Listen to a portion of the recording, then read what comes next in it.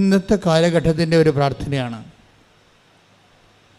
ഇതിൻ്റെ ഒരു ചിരപുരാതനത്വമുണ്ട്, അതേസമയം നിത്യ നൂതനത്വമുണ്ട്. ചിരപുരാതനം എന്ന് പറയണത് ഉടമ്പടി ബൈ പ്രിൻസിപ്പിൾ, അത് ദൈവദത്തമായ കാലത്ത് ഏണ്ട് എബ്രാഹത്തിൻ്റെ കാലം മുതൽ ഉടമ്പടി എന്നുള്ള കോൺസെപ്റ്റുള്ളതാണ്, വർക്കൗട്ട് ചെയ്യാനാണ്. ദൈവം എന്തെങ്കിലും ഒരു വലിയ മെഗാ പ്രോജക്റ്റ് ചെയ്യണമെന്നുണ്ടെങ്കിൽ ത്രൂ ഉടമ്പടി ബേസിൽ ചെയ്യത്തുള്ളൂ. അപ്പം നിങ്ങളുടെ വിഷയം കനക്കുമ്പോൾ, നിങ്ങളുടെ ജീവിത പ്രശ്നങ്ങൾക്ക് ഭാരം വെക്കുമ്പോൾ നിങ്ങൾക്ക് എമർജൻസി ആയിട്ട് ചെയ്യാൻ പറ്റുന്നത് ഉടമ്പടിയാണ്. ഉടമ്പടി ജീവിതത്തിലേക്ക് വരിക.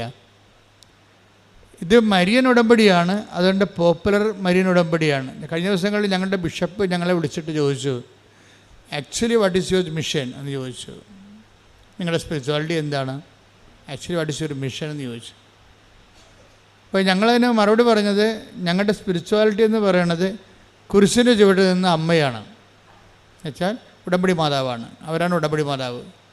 ഇതാ കർത്താവിന് ദാസി എന്ന് പറഞ്ഞുകൊണ്ട് ഏതറ്റം വരെ സ്വന്തം മകൻ്റെ കൊലച്ചോരയിൽ ചവിട്ടി നിന്നുകൊണ്ട് പോലും ദൈവത്തിൻ്റെ വചനം പാലിച്ച ആളാണ് ഉടമ്പടി മാതാവെന്ന് പറയുന്നത്. അതാണ് ഞങ്ങളുടെ ഐക്യം എന്ന് പറയുന്നത്. അപ്പോൾ പിതാവിന് ഭയങ്കര ഇഷ്ടപ്പെട്ടു. പിന്നെ പിതാവ് ചോദിച്ചു, വാട്ട് ഈസ് യുവർ മിഷൻ, നിങ്ങളുടെ മിഷൻ എന്താ? അപ്പോൾ ഞങ്ങൾ പറഞ്ഞ്, അത് ഞങ്ങളെ consecration of those who are Christ honouring persons. അതായത് ഞങ്ങൾക്ക് കോൺസെക്രേഷൻ ലൈഫുണ്ട്, അച്ഛന്മാർക്ക് കോൺസെക്രേഷൻ്റെ ലൈഫാണ്, സിസ്റ്റേഴ്സിന് കോൺസെക്രേറ്റഡ് ലൈഫാണ്.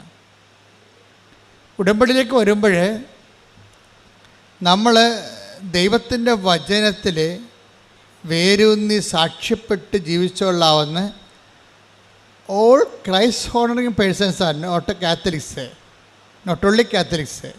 കാത്തലിക്സ് മാത്രമല്ല, നോൺ കാത്തലിക്സ് മാത്രമല്ല, ഹോൾ ക്രൈസ്റ്റ് ഹോണർ, ക്രൈസ്റ്റിനെ രക്ഷകനായിട്ട് മനസ്സിൽ ഹോണർ ചെയ്യുന്ന എല്ലാവരെയും കോൺസെക്രേറ്റ് ചെയ്യുക.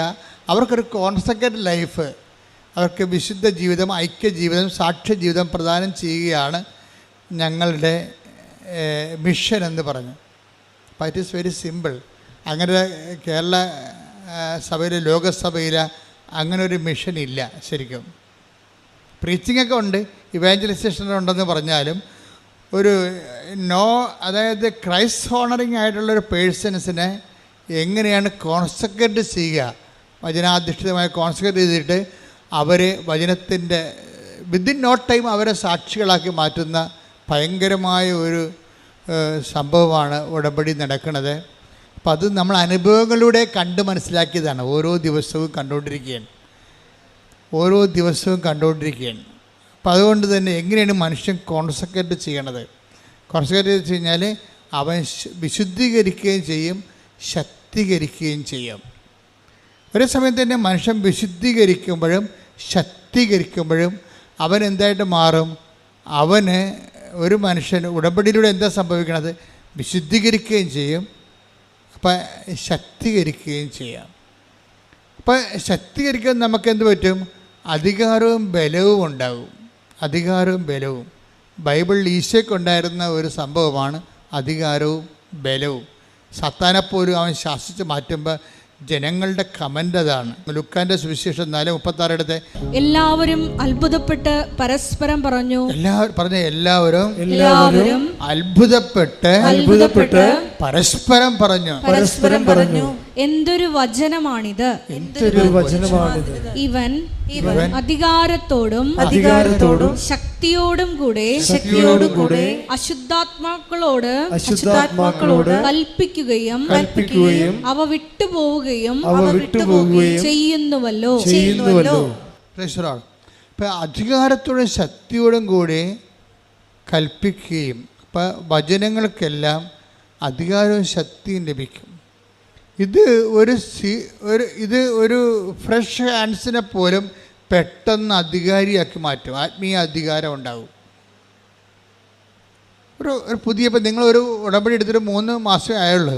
പക്ഷേ നിങ്ങൾ ഉടമ്പടിയോട് വിശ്വസ്തരാണെങ്കിൽ ചേർന്ന് നിൽക്കുന്നത് വിശ്വസ്തതയും, അവിശ്വസ്തത കാണിച്ചാൽ ചിതറിപ്പോകും നമ്മൾ. ഉടമ്പടിയുടെ പ്രശ്നം അതാണ്.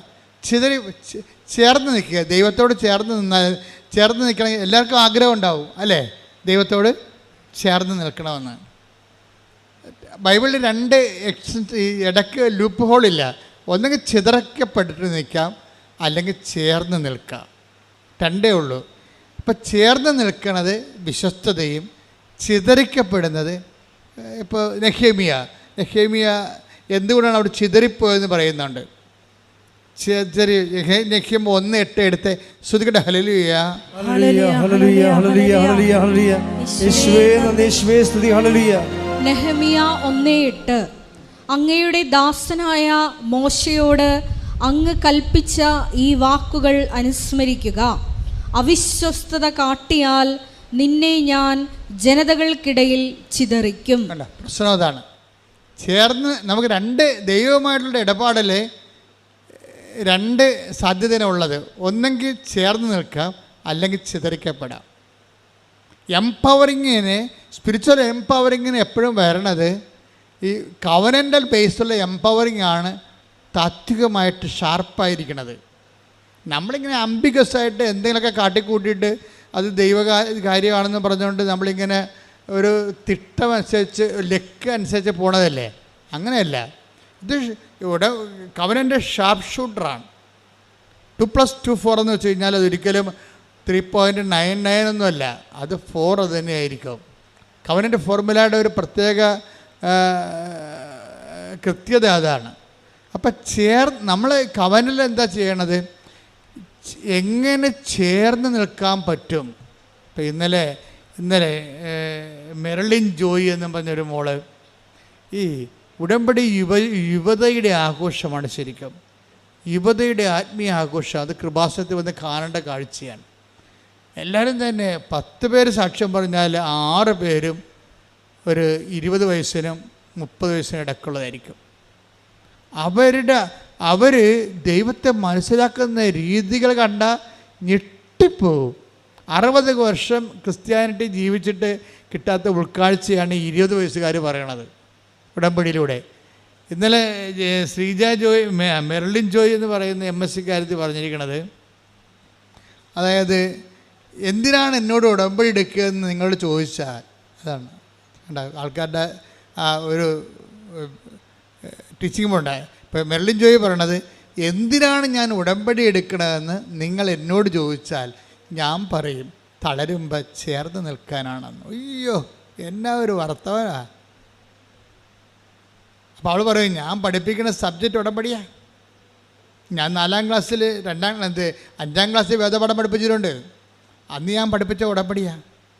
ഇപ്പം ഞാൻ +2-നാണ് വേദപാഠം പഠിപ്പിക്കുന്നത്. ഞാനിപ്പോൾ പഠിപ്പിക്കുന്ന വിശ്വസ്തയെക്കുറിച്ചാണ് പഠിപ്പിക്കുന്നത്. എല്ലാം ഉടമ്പടിയാണ്. ഉടമ്പടി ജീവിച്ചിട്ട് അത് കുഞ്ഞുങ്ങളെ പഠിപ്പിച്ചു കൊടുക്കുകയാണ്. അപ്പോൾ ഈ നമ്മുടെ സീറോ മലബാർ സഭയിൽ 5ാം ക്ലാസ്സിൽ പഠിപ്പിക്കുന്ന ഉടമ്പടിയുടെ വേദപാഠവും 12ാം ക്ലാസ്സിൽ പഠിപ്പിക്കുന്ന വിശ്വസ്ത വേദപാഠവും മെർലിൻ പറയണത് ഇൻ്റർകണക്റ്റഡ് ആണത്. എൻ്റെ സബ്ജക്റ്റ് വൈസ് ഉടമ്പടിയാണ്. ഉടമ്പടിയെ സംബന്ധിച്ചിടത്തോളം മെർലിന് സുന്ദരമായിട്ട് പറയാൻ കാര്യം, ഉടമ്പടിയിൽ ജീവിക്കുകയാണ്. ഒരച്ഛനുമാകാതെ കന്യാസിനുമാകാതെ അവർ ഉടമ്പടിയിൽ അങ്ങ് ജീവിക്കുകയാണ്. അതാണ് ഞങ്ങൾ പറഞ്ഞ പിതാവിനോട്, whole consecrated life of all Christ honouring persons. ക്രൈസ്റ്റിനെ ഹോണർ ചെയ്യുന്ന എല്ലാവർക്കും ഒരു വിശുദ്ധ ചേർന്ന നിൽപ്പിൻ്റെ ജീവിതം. ഇവർ പറയുന്ന അവതരിപ്പിക്കുന്ന രീതി അതാണ്. എന്തിനാണ് ഉടമ്പടി എടുക്കണമെന്ന് ചോദിക്കുമ്പോൾ ഞാൻ പറയും, തളരുമ്പോൾ ചാരി നിൽക്കാൻ ഒരാൾ, അതാണ് എൻ്റെ ദൈവം. തളരുമ്പോൾ ചാരി നിൽക്കാൻ. അത് എന്ത് വല്ലാത്ത വെച്ചാൽ, അപ്പോൾ അത് തളർന്നു കഴിഞ്ഞാൽ ചാരി നിൽക്കുമ്പോൾ എന്ത് സംഭവിക്കണത്, അതിന് വിശ്വസ്തതയാണ് നമുക്ക് ആവശ്യം. ചിതറിപ്പോകാം, ചേർന്ന് നിൽക്കാം. ഉടമ്പടിയിലുണ്ടാകുന്ന നമ്മുടെ കയ്യിലാണ് എൻ്റെ താക്കോല് മൊത്തം ഇരിക്കുന്നത്. നമ്മൾക്ക് അവിശ്വസ്തത കാണിച്ചപ്പോൾ നെഹേമ്യ 8 എന്താ പറയണത്, 1:8 എന്താ പറയണത്, നിങ്ങൾ ചിതറിപ്പോയി. കാരണം എന്താണ്, എന്നോട് നിങ്ങൾ ചേർന്ന് നിന്നില്ല, അവിശ്വസ്തത കാണിച്ചു. പ്രാർത്ഥിക്കുക. കർത്താവേ, കർത്താവേ, ഉടമ്പടിയിലൂടെ ഉടമ്പടിയിലൂടെ അങ്ങയുടെ വചനത്തോട് അങ്ങയുടെ വചനത്തോട് അത് പാലിച്ചുകൊണ്ട് വിശ്വസ്തത കാട്ടി ചേർന്ന് നിന്നുകൊണ്ട് ബലം പ്രാപിക്കുവാൻ എന്നെ സഹായിക്കണമേ. ശ്രുതികട്ടെ. ഹല്ലേലൂയ.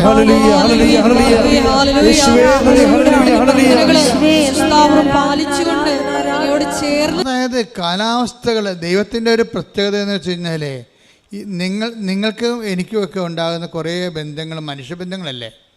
ഈ മനുഷ്യബന്ധങ്ങൾക്കുള്ള പ്രശ്നം വെച്ച് കഴിഞ്ഞാൽ മൂഡ് സ്വിങ്സ് ഭയങ്കരമാണ്. ഇപ്പം മൂഡ് ഔട്ട് എന്നൊക്കെ പറയുക, mood in mood out, mood swings എന്ന് പറയണത് മനുഷ്യബന്ധങ്ങൾക്ക് ഇങ്ങനെ മൂഡ് സ്വിങ്സ് ഉണ്ടാകും. രാവിലെ ഉണ്ടായിരുന്ന ഒരു ആംബിയൻസൻസ് അല്ല വൈകുന്നേരം ഉണ്ടാകുന്ന ആംബിയൻസ്. ഓരോ ഇഷ്യൂസ് ബേസ്ഡ് ആയിട്ട് ആംബിയൻസ് ചേഞ്ച് ചെയ്തുകൊണ്ടിരിക്കും. അതനുസരിച്ച് നമുക്കങ്ങനെയുള്ളൊരു ബന്ധത്തിൻ്റെ റിലേറ്റിവിറ്റിയാണ് നമുക്ക് ഫിഡലിറ്റിക്ക് അറിയാവുന്നത്. പക്ഷെ ദൈവവുമായിട്ടുള്ള പ്രശ്നം വെച്ച് കഴിഞ്ഞാൽ നിനക്കെന്ത് മൂഡ് സ്വിങ്സ് ഉണ്ടായാലും ദൈവത്തിന് അത് ഉണ്ടാകത്തില്ല. അതുകൊണ്ടാണ് ദൈവം പറയണത്, നിങ്ങൾ അവിശ്വസ്തരായിരുന്നാലും ഞാൻ വിശ്വസ്തൻ. Take the word of God. ശ്രുതികട്ടെ. ഹല്ലേലൂയ. Hallelujah, hallelujah, hallelujah, hallelujah. യേശുവേ നന്ദി. ഹല്ലേലൂയ, ഹല്ലേലൂയ. യേശുവേ ആരാധന, ആരാധന, ആരാധന. യേശുവേ നന്ദി. ഹല്ലേലൂയ, ഹല്ലേലൂയ, ഹല്ലേലൂയ, ഹല്ലേലൂയ. മഹത്വം, മഹത്വം, ആരാധന, ആരാധന. 2 തിമോഥെയോസ് 2:13. നാം അവിശ്വസ്തരായിരുന്നാലും നാം അവിശ്വസ്തരായിരുന്നാലും അവൻ വിശ്വസ്തനായിരിക്കും. എന്തെന്നാൽ തന്നെ തന്നെ നിഷേധിക്കുക അവന് സാധ്യമല്ല. ഇതാണ് സദ്വാർത്ത. ഇങ്ങനെയുള്ള 3 ലക്ഷത്തോളം വാക്കുകളാണ് ബൈബിളിലുള്ളത്. ബൈബിൾ ആകത്തുക, ബൈബിള് വായിച്ചാൽ ആൾക്കാർ കഴിഞ്ഞ ദിവസങ്ങളിൽ തറയപ്പിതാവിൻ്റെ പ്രശ്നം കേട്ടില്ലേ? അതായത് ബൈബിള് വായിക്കുമ്പോൾ ബൈബിള് നിങ്ങൾ കറക്റ്റായിട്ടാണ്. പിതാവ് പറയണത് നമ്മൾ ആരെയും തീവ്രവാദികളായിട്ട് സൃഷ്ടിക്കണില്ല. ബൈബിളിന് ആരെയും തീവ്രവാദികളായിട്ട് സൃഷ്ടിക്കാൻ പറ്റത്തില്ല. പക്ഷേ പ്രോബ്ലം വെച്ച് കഴിഞ്ഞാൽ വചനം കറക്റ്റായിട്ടാണ് നിങ്ങൾ വിശ്വസ്ത പാലിക്കുന്നതെങ്കിൽ നിങ്ങൾ തീഷ്ണമതികളാകും. ഇപ്പോൾ വേദപാഠം തന്നെ സുവിശേഷ വിഹിതമായി കഴിഞ്ഞാൽ, കാര്യം മനുഷ്യൻ്റെ വചനത്തെക്കാൾ ഉപരി മനുഷ്യൻ്റെ അക്കാഡമിക് ക്വാളിഫിക്കേഷൻ്റെ ഒരു ബ്രില്യൻസാണ് പലപ്പോഴും വേദപാഠങ്ങളിൽ വരുന്നത്. അതുകൊണ്ടാണ് ആൾക്കാർക്ക് തീഷ്ണതയില്ലാത്തത്. തീഷ്ണത വേണമെന്നുണ്ടെങ്കിൽ അത് ഇവാഞ്ചലിക്കായിരിക്കണം. കാര്യം ദൈവത്തിൻ്റെ വചനം രക്ഷയിലേക്ക് നയിക്കുന്ന ദൈവത്തിൻ്റെ ശക്തിയാണ്. അപ്പം അധികാരവും ശക്തിയും എന്ന് പറയുമ്പോഴേ അത് എവിടുന്നാണ് വരണത്? ഇവൻ്റെ വചനം. ഇപ്പം 4:36 നമ്മൾ കേട്ടില്ലേ? ഇവർ എന്തൊരു അധികാരമാണ്, ഇവർ എന്തൊരു ശക്തിയാണ്. അതെവിടുന്നാണ് വരണത്? അധികാരിയത എവിടുന്നാണ് വരണത്? അത് വരണത് ദൈവത്തിൻ്റെ വചനം ബൈ ഇറ്റ്സെൽഫ്. അത് പറയുന്നവരും പാലിക്കുന്നവരും എംപവർ ചെയ്തുകൊണ്ടിരിക്കും. അതാണ് റോമ 1:16. ദൈവവചനം രക്ഷയിലേക്ക് നയിക്കുന്ന ദൈവത്തിൻ്റെ ശക്തിയാണ്. പറഞ്ഞ് ദൈവവചനം രക്ഷയിലേക്ക് നയിക്കുന്ന ദൈവത്തിൻ്റെ ശക്തിയാണ്. അപ്പോൾ ലോകത്ത് പലതരം ശക്തിയുണ്ടല്ലേ? പാർട്ടിയുടെ ശക്തിയില്ലേ? ഇപ്പം പാർട്ടിയുടെ അകത്ത് തന്നെ ഇപ്പം കഴിഞ്ഞ ദിവസങ്ങളിലുള്ള വാർത്തകൾ നോക്കിയാൽ തൊഴുത്തിൻ്റെ അകത്ത് തന്നെ കുത്തുന്നത് കാണിക്കാം, പാർട്ടിയുടെ അകത്ത് തന്നെ നയിക്കുന്നത് കാണാം. അപ്പോൾ അത് ശൈഥില്യം വരണതാണ്. എന്ത് വരണത്? ഇങ്ങനെ സിസ്റ്റം എങ്ങനെയാണ്? ഈ സോഷ്യൽ സിസ്റ്റത്തെക്കുറിച്ചൊക്കെ ഉള്ള ഇത് തുടങ്ങിയ ആൾക്കാർ തന്നെ പറഞ്ഞത് എന്താണ്? It's a failure built in to the സിസ്റ്റമാണ്. സിസ്റ്റത്തിൽ തന്നെ ഫെയിലിയർ ഉണ്ടാകും. അത് കുറച്ച് കഴിയുമ്പോൾ, ഒരു ടൈം കഴിയുമ്പോൾ അകത്തുള്ള ഫെയിലിയർ പുറത്തേക്ക് വരും. അപ്പോൾ ഇങ്ങനെ സിസ്റ്റം ഡിസ്റെഗുലേറ്റഡ് ആയി പോണതില്ല. അങ്ങനെയാണ്. അപ്പം അതുകൊണ്ട് അതുപോലെ സ്വാഭാവികമായിട്ട് കാലത്തിൻ്റെ ഒരു രീതിയിലൊരു സെക്കൻഡ് കമ്മിങ് ഇങ്ങനെ വരും. എല്ലാ സിസ്റ്റത്തിനും ഒരു സെക്കൻഡ് കമ്മിങ് ഉണ്ടാവും. അകത്ത് തന്നെ ശൈഥില്യം ആരംഭിക്കും. സഭയ്ക്കും ഈ പ്രിൻസിപ്പിൾ ബാധകമാണ്. നമ്മൾ ശ്രദ്ധിച്ചില്ലെങ്കിൽ ശൈഥില്യം ആരംഭിക്കും. വിശ്വാസത്തിനും ഈ പ്രിൻസിപ്പിൾ ബാധകമാണ്. ശൈഥില്യം അകത്തുനിന്ന് തന്നെ ഉണ്ടാകും. ഫെയിലിയർ എന്ന് പറഞ്ഞ സംഭവം ഇതിൻ്റെ ഉള്ളിൽ തന്നെ ഉണ്ട്. ഇവനെ അടക്കി ഒതുക്കി നിർത്തിക്കൊണ്ട് ദൈവത്തോട് ചേർന്ന് നിന്ന് വിശ്വസ്ത പാലിച്ച് പോകാനുള്ള ഒരു കഴിവ് കൂടിയാണ് ആധ്യാത്മികത എന്ന് പറയുന്നത്. ശ്രുതികട്ടെ. ഹല്ലേലൂയ, ഹല്ലേലൂയ, ഹല്ലേലൂയ, ഹല്ലേലൂയ. യേശുവേ മഹത്വം, മഹത്വം, ആരാധന, ഹല്ലേലൂയ. ആരാധന, ആരാധന, ആരാധന.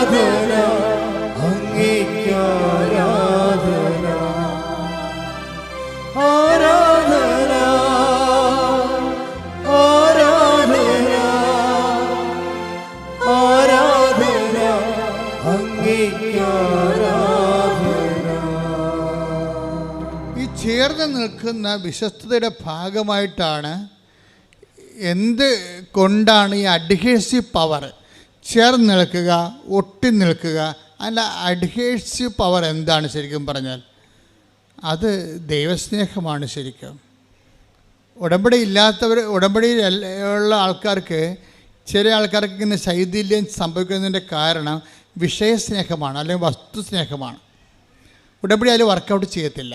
നിങ്ങളുടെ IELTS, നിങ്ങളുടെ PR, നിങ്ങളുടെ കാനഡ, നിങ്ങളുടെ പെൻഷൻ, നിങ്ങളുടെ വസ്തു വിൽപ്പന, അതിനാണ് നിങ്ങൾക്ക് ഈ ഇമ്പോർട്ടൻസ് എന്നുണ്ടെങ്കിൽ ആ വസ്തു സ്നേഹമെന്ന് പറയും. അവിടെ വ്യക്തിസ്നേഹമില്ല.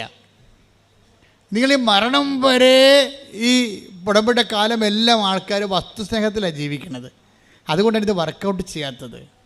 അതിനകത്ത് വ്യക്തിസ്നേഹം വരണം ശരിക്കും പറഞ്ഞാൽ. അപ്പോൾ ഈ ചേർന്ന് നിൽക്കുക, ചിതറി നിൽക്കുക എന്ന് പറയുമ്പോൾ രണ്ടിന്, ഒന്ന് ചേർന്ന് നിൽക്കുന്നത് വിശ്വസ്തത, ചിതറി നിൽക്കുന്നത് അവിശ്വസ്തത എന്ന് പറയും. അപ്പോൾ ചേർന്ന് നിൽക്കുന്ന അഡ്ഹേസീവ് പവർ എന്താണ്? അത് വ്യക്തിസ്നേഹമാണ്. ആരോട്? ദൈവത്തോടുള്ള വ്യക്തിസ്നേഹം. എന്തിനാണ് നീ ഉടമ്പടി എടുക്കണമെന്ന് ചോദിച്ചു കഴിഞ്ഞാൽ ഒറ്റ ശ്വാസത്തിൽ പറയണം, ദൈവത്തെ സ്നേഹിക്കാൻ. ഞാൻ ദൈവത്തെ സ്നേഹിച്ച് ജീവിക്കുന്ന ആളാണ്, പക്ഷേ ഇപ്പോഴൊരു ഉത്തരവാദിത്വത്തോടെ. ഇപ്പം പേരൻഹുഡ് പല രീതിയിലില്ലേ? പേരൻഹുഡ്, ഒരു കുഞ്ഞ് വളർന്നു വരുന്നതിന് മുമ്പ് തന്നെ അടുത്തത് പ്രഗ്നൻ്റ് ആകണമെങ്കിൽ നിരുത്തരവാദിത്തരമായ ജന്മമാണത്. ഒരു കുഞ്ഞ് വളർന്നാലും മുലകുടി മാറുന്ന 3 മാസമായപ്പോൾ തന്നെ അമ്മ വീണ്ടും പ്രഗ്നൻ്റ് ആണെങ്കിൽ അതിന് ഇറസ്പോൺസിബിൾ പാരൻഹുഡ് എന്ന് പറയും. എന്ന് വെച്ച് കഴിഞ്ഞാൽ ആ മുലകുടി മാറാത്ത കുഞ്ഞിനെ കെയർ ചെയ്യാതെയാണ് വീണ്ടും മാതാപിതാക്കന്മാർ വീണ്ടും അടുത്ത കുഞ്ഞിന് ജന്മം കൊടുക്കണമെങ്കിൽ എങ്കിൽ പുറത്തുള്ള ആൾക്കാർ അതിനെ പറയണത് ഇറസ്പോൺസിബിൾ പാരൻഹുഡ് എന്ന് പറയും. ആ കുഞ്ഞിന് മുലകുടി മാറി അതിന് 2 കൊല്ലമൊക്കെ മുലകുടി കുടിച്ച് അത് തന്നെ നിൽക്കാൻ കഴിയുമ്പോൾ അടുത്ത കുഞ്ഞായ റെസ്പോൺസിബിൾ പാരൻഹുഡ് എന്ന് പറയും. അപ്പോൾ ഇത് നമ്മൾ ബോധപൂർവ്വം, അപ്പോൾ നമ്മളിതിന് ഈ ഉടമ്പടിയിൽ നമ്മളെല്ലാവരും ദൈവത്തെ സ്നേഹിക്കുന്നവരാണ്. പക്ഷേ റെസ്പോൺസിബിൾ ലൈഫാണോ അറിയത്തില്ല നമ്മളിങ്ങനെ. അപ്പോൾ റെസ്പോൺസിബിൾ ലൈഫ് എന്ന് പറയുന്ന ഒരു സംഭവം, ഉടമ്പടി നിങ്ങളെ ഉത്തരവാദിത്വമുള്ള ദൈവസ്നേഹത്തിലേക്ക് കൊണ്ടുവരും. എല്ലാവരും ദൈവം സ്നേഹിക്കുന്നവരാണ്, ദൈവത്തെ സ്നേഹിക്കുന്നവരാണ്. ഉടമ്പടി നിങ്ങളെ ഉത്തരവാദിത്വമുള്ള ദൈവസ്നേഹത്തിലേക്ക് കൊണ്ടുവരും. ഒന്ന് പ്രാർത്ഥിച്ച്, കർത്താവായ ദൈവമേ, ഉടമ്പടിയിലൂടെ ഉത്തരവാദിത്വമുള്ള ദൈവസ്നേഹത്തിലേക്ക് ഞങ്ങളെ ചേർത്ത് നിർത്തിയതിന് നന്ദി പറയുന്നു.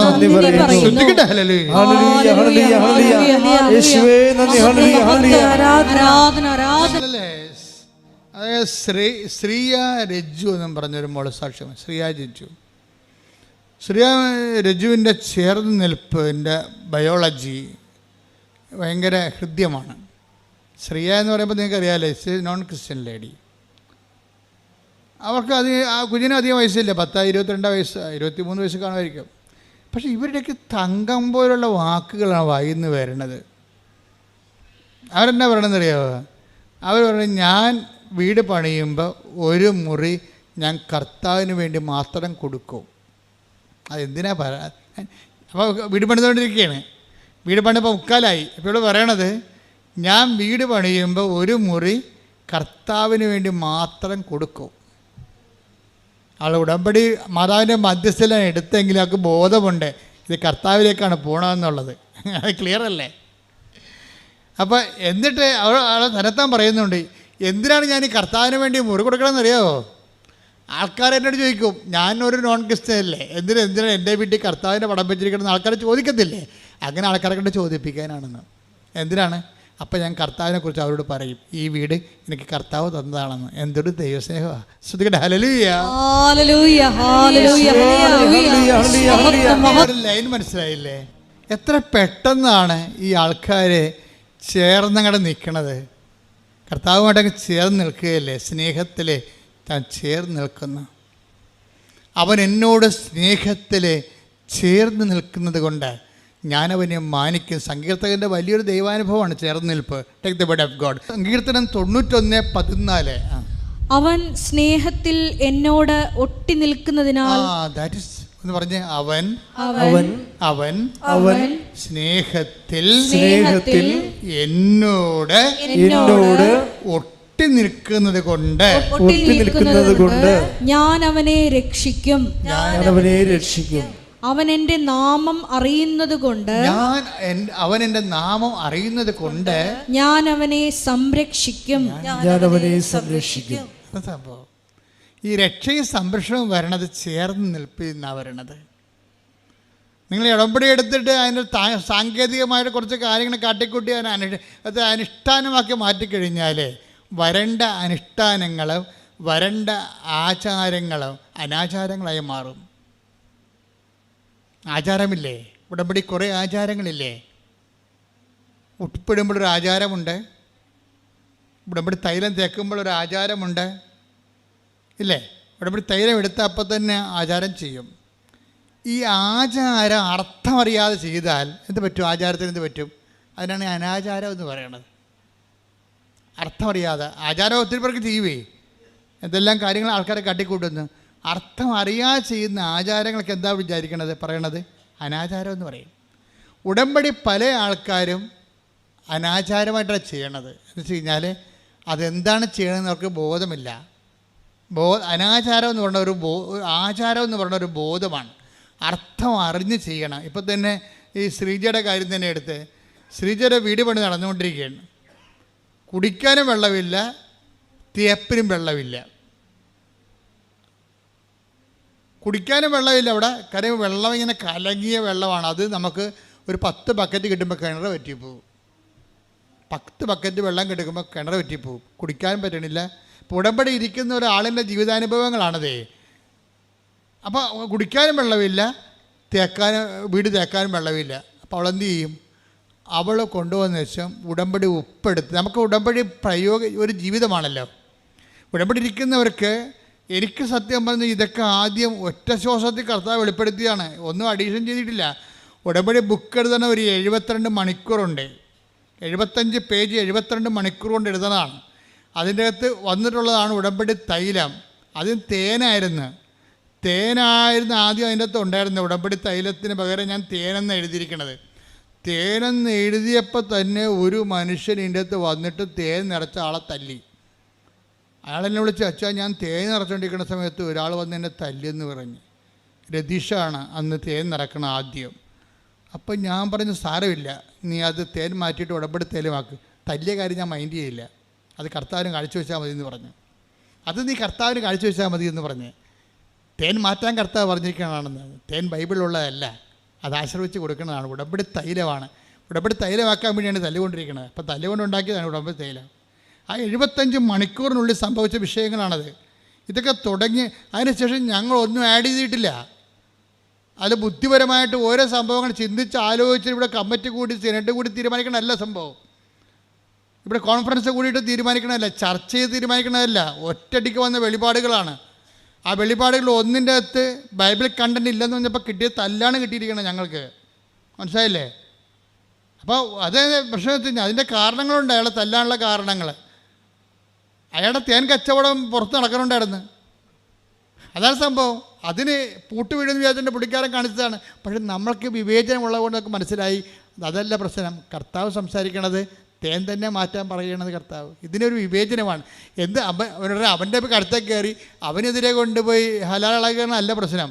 ആ പാഠത്തിൻ്റെ അകത്തൊരു പാഠമുണ്ട്. അതറിയണമെങ്കിൽ ഒരു ജ്ഞാനവരം വേണം. ഉടമ്പടി നിശബ്ദതയുടെ പ്രാർത്ഥനയാണ്. ഉണ്ടായിട്ടുള്ളതിന് അവൻ മൂലമാണ്.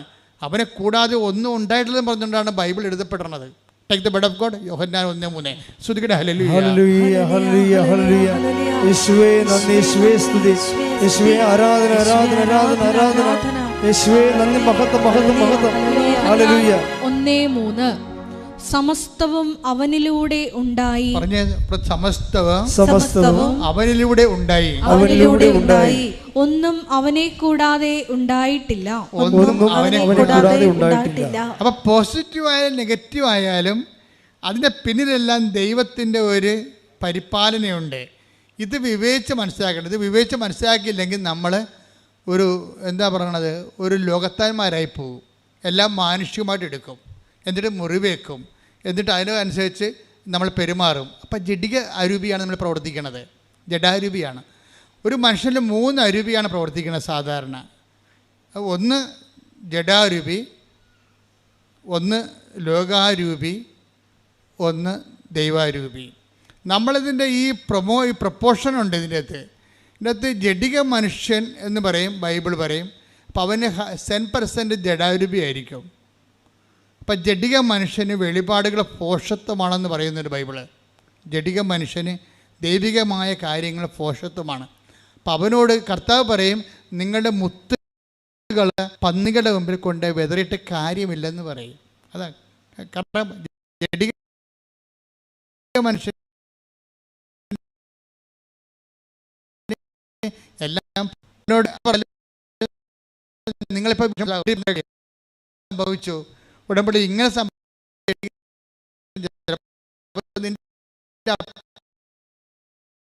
ആകാം, അതൊക്കെ പെട്ടെന്ന് നമുക്ക് മനസ്സിലാകും പെട്ടെന്ന്. പക്ഷെ ജഡിക മനുഷ്യൻ നീ കൈവിട്ട് കളയരുത്. ഈ ജഡിക മനുഷ്യൻ്റെ എവിടെയെങ്കിലും ഒരു കനൽ കാണും. അവന് നീ എപ്പോഴും ഇങ്ങനെ ആത്മഭാരത്തോടെ പിന്തുടരണം. അത് നിൻ്റെ ഭർത്താവായിരിക്കാം, ഇപ്പം നിന്നെ അംഗീകരിക്കണില്ല, അത് നിൻ്റെ ഭാര്യയായിരിക്കാം, അല്ലെങ്കിൽ എൻ്റെ മരുമകളായിരിക്കാം.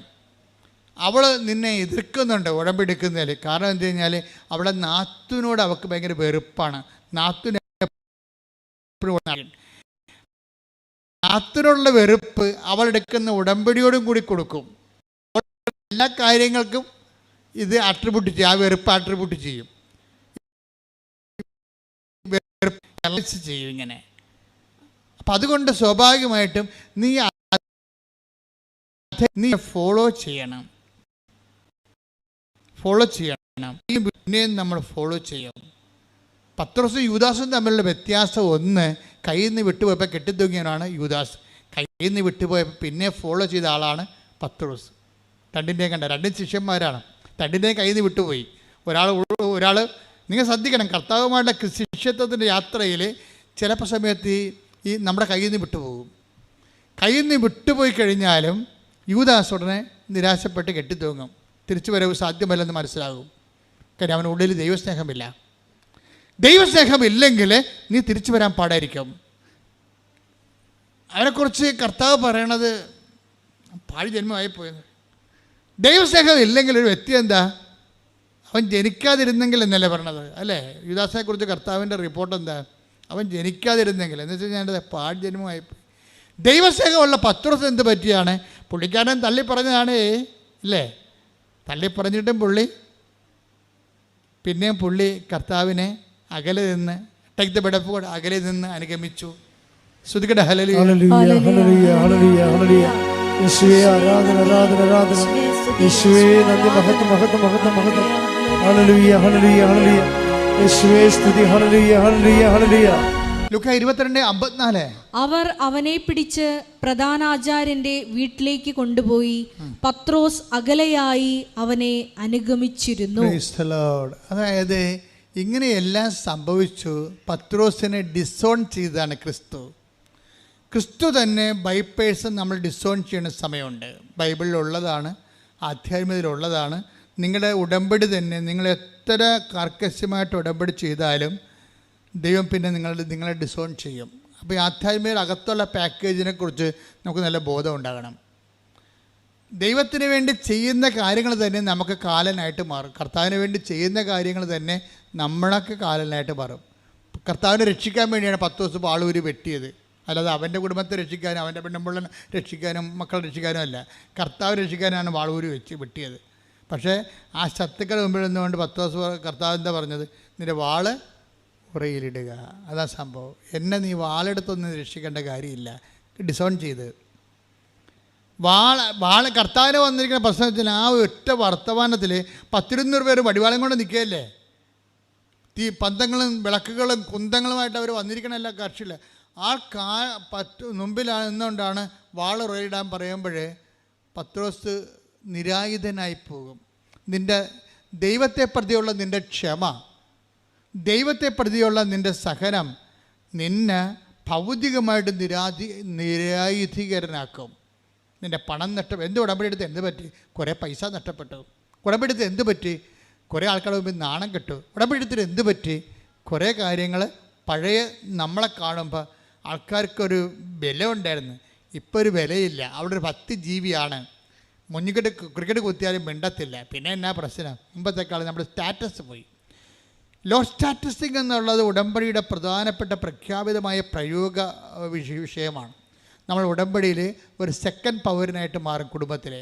പണ്ട് നമ്മുടെ പേര് കേട്ട് കഴിഞ്ഞാൽ നമ്മളില്ലെങ്കിലും നമ്മളുടെ കാപ്പി എടുത്താലും കുടിക്കത്തില്ലായിരുന്നു. കുഞ്ഞുങ്ങൾ പോലും കുടി, നമ്മളിൽ അവിടെ ഇല്ലെന്ന് വിചാരിച്ചോ, നമുക്ക് വേണ്ടി മാറ്റി വെച്ചേക്കുന്നത് 4 മണിക്ക് കാപ്പിയാണ്. നമ്മുടെ ആരും എടുത്ത് കുടിക്കത്തില്ല. എന്താ കാര്യം? നമ്മുടെ സ്വഭാവം അറിയാം. അടി മോന്തക്കിട്ട് പാർസൽ കിട്ടുമെന്നറിയാം. അടി മോന്തക്കിട്ട് പാർസൽ കിട്ടുമെന്നറിയാം. അതുകൊണ്ട് നമ്മൾ ആ രാജ്യത്തില്ലെങ്കിൽ പോലും നമ്മുടെ കാപ്പി അവിടെ തന്നെ ഇരിക്കും. ഇപ്പോൾ നമ്മൾ ഉടമ്പടി എടുത്തപ്പോൾ അറിയാം, അമ്മ ക്ഷമിച്ചു, ആൻറ്റി ക്ഷമിച്ചോളൂ എന്ന് പറഞ്ഞാൽ അവനെടുത്ത് കുടിക്കും. അത് നാട്ടുണ്ട്. നമ്മളവിടെ വാക്കിന് നമ്മുടെ സാന്നിധ്യത്തെ പോലും നമുക്ക് വിലയില്ലാതായി മാറുന്നു. ആരെപ്രതിയാണ് നീ ഇങ്ങനെ വിലയില്ലാണ്ടായത്? നമ്മളെല്ലാവരെയും പ്രതി വിലയില്ലാണ്ടായവൻ്റെ നാമത്തിലാണ്. ശ്രുതിക്കട്ടെ ഹല്ലേലൂയ. Hallelujah, hallelujah, hallelujah. ക്രിസ്തുവിനെ പ്രതി എല്ലാം ഉപേക്ഷിക്കുവാൻ, നിന്നെ മാത്രം അനുഗമിക്കുവാൻ ആരാധനയോടെ ഞങ്ങളെ അഭിഷേകിക്കുന്നു. ഹല്ലേലൂയ.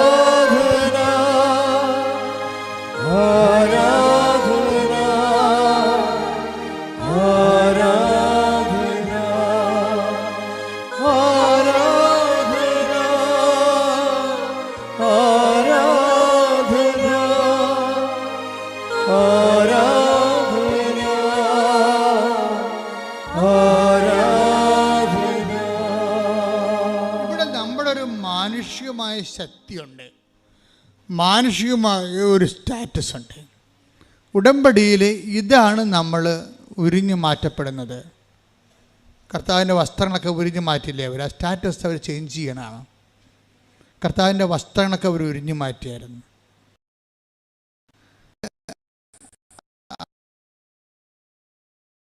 അർത്ഥം ഇവൻ്റെ സ്റ്റാറ്റസ് ലോ ചെയ്യും. ഒരു പിതാവുമില്ല, ഒരു മാതാവുമില്ല, ആരുമില്ല. ഒറ്റക്ക് തല്ല്, തുണക്കെട്ടി ഒറ്റക്ക് തല്ലി. തല്ലുകൊള്ളുന്ന യേശു ഒരു പവറാകണമെന്ന് പറഞ്ഞ് തല്ലുകൊള്ളുന്ന യേശു, കെട്ടി യേശു എന്നൊക്കെ പറയും. അപ്പോൾ നമ്മളൊക്കെ കൈകെട്ടി യേശുവല്ലേ, നമ്മളാ കൈകെട്ടിയിരിക്കണം. പിന്നെ യേശുവിനെ കാണുമ്പോൾ അതായത് മനുഷ്യൻ്റെ പവറിൽ നിന്ന് മാറിയിട്ട് ഡിവൈൻ പവർ സ്വീകരിക്കുന്ന സമയത്ത് സ്റ്റാറ്റസ് ലോ ചെയ്യുന്നുണ്ട്. ഉടമ്പടിയിൽ സ്റ്റാറ്റസ് ലോ ചെയ്യുന്ന ഒത്തിരിയേറെ ഘടകങ്ങളുണ്ട്. ഉടമ്പടിയുടെ പ്രയോഗത്തിൽ നിനക്ക് സ്റ്റാറ്റസ് ലോ ചെയ്യേണ്ടി വരും. നിൻ്റെ ഉടുപ്പുകൾ ഉരിഞ്ഞു മാറ്റപ്പെടുന്നു. എന്നിട്ട് മറ്റുള്ളവരുടെ മുമ്പ് നീ ചെറുതാകുന്നു, കൊച്ചാകുന്നു. നിനക്ക് പണ്ടുണ്ടായിരുന്ന വിലയില്ലാണ്ടാകുന്നു. ഈ വിലയില്ലാണ്ടാകണത് ഒരു കൃപയുടെയും മഹത്വത്തിൻ്റെയൊക്കെ വഴികളിലൂടെയുള്ള ഈ മാനുഷികമായിട്ടുള്ള കുറേ സ്റ്റാറ്റസുകൾ. അവൻ പ്രകൃത്യാ ദൈവമായിരിക്കുക, പ്രകൃത്യാ ഉള്ള കാര്യങ്ങളൊക്കെ കുറപ്പം ചേഞ്ച് ചെയ്ത് വരും. പ്രകൃത്യാ take the bed for Philippians 2:7. ശ്രുതികട ഹല്ലേലൂയ, ഹല്ലേലൂയ, ഹല്ലേലൂയ, ഹല്ലേലൂയ, ഹല്ലേലൂയ. യേശുവേ ആരാധന, ആരാധന, ആരാധന. യേശുവേ നന്ദി, മഹത്വം, മഹത്വം, മഹത്വം. ഹല്ലേലൂയ, ഹല്ലേലൂയ. യേശുവേ ആരാധന. ഫിലിപ്പി 2:5 മുതലുള്ള തിരുവചനങ്ങൾ. യേശുക്രിസ്തുവിനുണ്ടായിരുന്ന ഈ മനോഭാവം നിങ്ങളിലും ഉണ്ടാകട്ടെ. യേശുക്രിസ്തുവിനുണ്ടായിരുന്ന മനോഭാവം യേശുക്രിസ്തുവിനുണ്ടായിരുന്ന മനോഭാവം നിങ്ങളിലും ഉണ്ടാകട്ടെ, നിങ്ങളിലും ഉണ്ടാകട്ടെ. ദൈവത്തിന്റെ രൂപത്തിലായിരുന്നെങ്കിലും അവൻ ദൈവവുമായുള്ള സമാനത നിലനിർത്തേണ്ട ഒരു കാര്യമായി പരിഗണിച്ചില്ല. തന്നെ തന്നെ ശൂന്യനാക്കിക്കൊണ്ട് ദാസന്റെ രൂപം സ്വീകരിച്ച് മനുഷ്യരുടെ സാദൃശ്യത്തിൽ ആയിത്തീർന്ന് ആകൃതിയിൽ മനുഷ്യനെ പോലെ കാണപ്പെട്ടു. ക്രിസ്തു എങ്ങനെയാണ് മഹത്വം പ്രാപിച്ചത്? അതേ പ്രോസസ് ആൻഡ് ഫോർമുലയാണ് ഉടമ്പടി ലോ സ്റ്റാറ്റസിന് വരണത്. അപ്പോൾ നിങ്ങൾ അതുപോലെ തന്നെ ഇരുന്നു കൊണ്ട് മെയ്യനങ്ങാതെ ഉടമ്പടി ചെയ്യാമെന്ന് വെച്ചാൽ നടക്കത്തില്ല. ഉടമ്പടി സത്യത്തിൻ്റെ പ്രാർത്ഥനയാണ്, സത്യത്തിൻ്റെ ജീവിതമാണത്. അതിങ്ങനെ ലോ സ്റ്റാറ്റസ് ചെയ്തുകൊണ്ടിരിക്കും. നമ്മൾ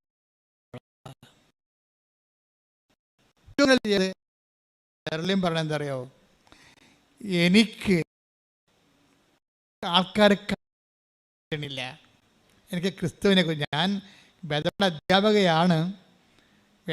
അധ്യാപകയാണ്. പക്ഷേ എനിക്ക് പൊതുജനങ്ങളെ കൺവിൻസ് ക്രിസ്തുവിനെക്കുറിച്ച് പറഞ്ഞ് എനിക്ക് പറയണമെന്ന് ഭയങ്കര ആഗ്രഹമാണ് ക്രിസ്തുവിനെക്കുറിച്ച്. പക്ഷെ എനിക്ക് അവരെ കൺവിൻസ് ചെയ്യാൻ പറ്റണില്ല. എന്താണ്? അവരെ ബോധ്യത്തിലെടുക്കാൻ പറ്റണില്ല. സോ ഞാൻ എന്ത് ചെയ്യും,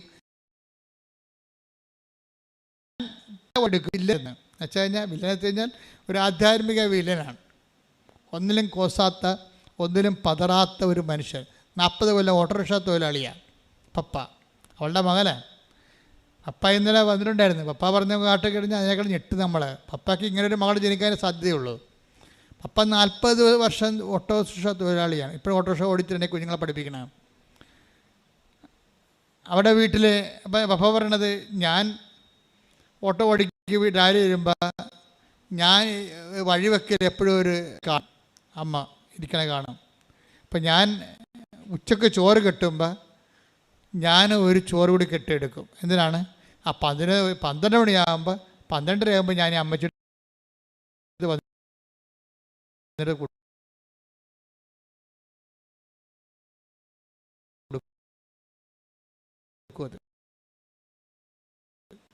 എനിക്ക് സാമ്പത്തികമായ ഒരു ക്ലേശം പഠിപ്പിക്കണം, കുടുംബക്കാരും നോക്കണുണ്ട്. അവർ അതറിയില്ല. ഓട്ടോറിക്ഷയുടെ വരുമാനം കൊണ്ട് ഒരു കൊല്ലത്തോലുമാണ്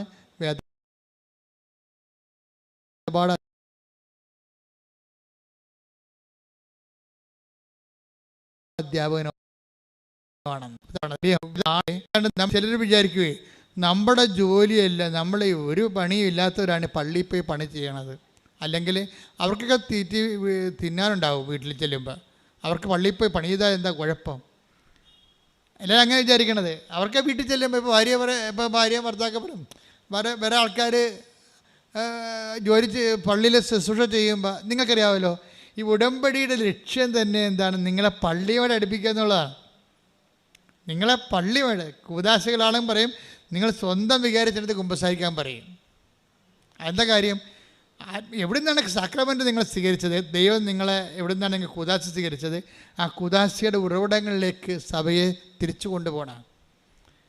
ലോകത്തുണ്ടായിട്ടുള്ള എല്ലാ പ്രസ്ഥാനങ്ങളും, ഇപ്പോൾ ടെസ്റ്റ്, അതുപോലെ തന്നെ കരിസ്മാറ്റിക് മൂവ്മെൻറ്റ്, അവരൊരു ഗ്രൂപ്പ്, ഒരു പിയർ ഗ്രൂപ്പ് ഉണ്ടാക്കും അവർ. അത് പിന്നെ ഇടവകയിൽ പ്രഷർ ഗ്രൂപ്പായിട്ട് മാറും. തന്നെയല്ല, അവർക്ക് ആവശ്യമില്ലാത്ത എത്രയോ വർഷം ഇരുന്ന ആളാണ്. അപ്പോൾ ഈ ഇങ്ങനെയുള്ള പ്രസ്ഥാനങ്ങൾ വരുമ്പോൾ അവരുടെ ഒരു ഗ്രൂപ്പാണ് ഇടവക വർക്ക് ചെയ്യണത്. ആ ഗ്രൂപ്പാകുമ്പോൾ അവർ തന്നെത്താൻ ചിന്തിക്കണത്. ഇപ്പോൾ കാറ്റഗോമിയൻസ് ഉൾപ്പെടെയുള്ളവരും അവൻ്റെ ഉള്ളിലുള്ള അഹംബോധം എന്താണ്? അവർ നോട്ട് ഓർഡിനറി ക്രിസ്ത്യൻസ്, ഞങ്ങൾ അവരെ മറ്റുള്ളവരെക്കാൾ എന്തോ പുതിയ ആൾക്കാരാണ്, വലിയ ആൾക്കാരാണെന്നുള്ള ബോധം ഉണ്ടാകും. ഞാൻ ഈ ഗ്രൂപ്പുകളൊക്കെ ഒന്നും വിമർശിക്കുകയല്ല, ഇന്നത്തെ ഉള്ള ആൾക്കാർ സ്വയം വിമർശിക്കാൻ വേണ്ടി ഞാൻ പറയണതാണ്. അതായത് എപ്പോഴും നമ്മൾ ചെയ്യേണ്ട കാര്യം വെച്ച് കഴിഞ്ഞാൽ, സഭയുടെ അകത്ത് നിന്നുകൊണ്ട് മറ്റൊരു സഭ ഉണ്ടാക്കരുത്. സഭയുടെ കൂടെ നിന്നുകൊണ്ട് സഭയെ ബലപ്പെടുത്തി കഴിഞ്ഞാൽ, ഉടമ്പടിയുടെ ഗുണം അതാണ്. കാര്യം സഭയെ ബലപ്പെടുത്തും. അതിപ്പോൾ ഒരു നോൺ ക്രിസ്ത്യൻ ആണെങ്കിൽ പോലും കർത്താവിൻ്റെ ആലയത്തിലേക്ക് ഒന്ന് എത്തി നോക്കാൻ അവന് തോന്നും. 10 മിനിറ്റ് അവിടെ കർത്താവിൻ്റെ കൂടെ ഇരിക്കാൻ തോന്നും. അപ്പോൾ സഭയിലേക്ക് ഐക്യപ്പെടുത്തുകയാണ്. ആരെയും മതം മാറ്റുന്നില്ല. പക്ഷേ എന്താ ചെയ്യണത്? അവരുടെ മനസ്സ് മാറ്റി അവരുടെ സങ്കടങ്ങളിൽ അവരെ ചാരി നിൽക്കാൻ അവർക്ക് ബലമുള്ള തൂണ് കൊടുക്കുന്നുണ്ട്. അതാണ് ഉടമ്പടി. അതാണ് മെർലിൻ പറഞ്ഞത്, എനിക്ക് തളരുമ്പോൾ ചാരി നിൽക്കാൻ ഒരു തൂണാണ് ഉടമ്പടി എന്ന്. അതാണ് ഉദ്ദേശിക്കുന്നത്. തളർച്ച എല്ലാവർക്കും ഏത് സമയത്തും വരാം. പക്ഷേ ചാരി നിൽക്കാൻ, ഇപ്പോൾ ഈ ഓട്ടോറിക്ഷ തൊഴിലാളിയാണ്, 40 കൊല്ലം ഓട്ടോറിക്ഷ ഓടിച്ചിട്ടാണ് കുടുംബം പോറ്റണത്. കുഞ്ഞുങ്ങളൊക്കെ വളർത്തിയത്, ഈ പ്രായമായ അമ്മയെ നോക്കണം, എല്ലാം അങ്ങനെയാണ്. അതിൻ്റെ ഇടയ്ക്ക് കൂടി അദ്ദേഹം ഉടമ്പടി ജീവിക്കുകയാണ്. അതുകൊണ്ട് പപ്പ പണ്ട് ഉടമ്പടി എടുത്ത സമയത്ത്, പപ്പ ഇപ്പോഴും ഉടമ്പടിയിലാണ്, പപ്പയുടെ ഉടമ്പടിയുടെ പത്രം ഞാനാണ് പപ്പയും കൂടെ കൊണ്ട് കൊടുത്തുകൊണ്ടിരുന്നതെന്ന്. അപ്പനും മകളും കൂടിയാണ് പത്രം കൊടുക്കാൻ പോണത്. ഇപ്പോഴത്തെ ഈശോ പറഞ്ഞായിരുന്നു എൻ്റെ അടുക്ക 2-3 കൊല്ലം മുമ്പ്.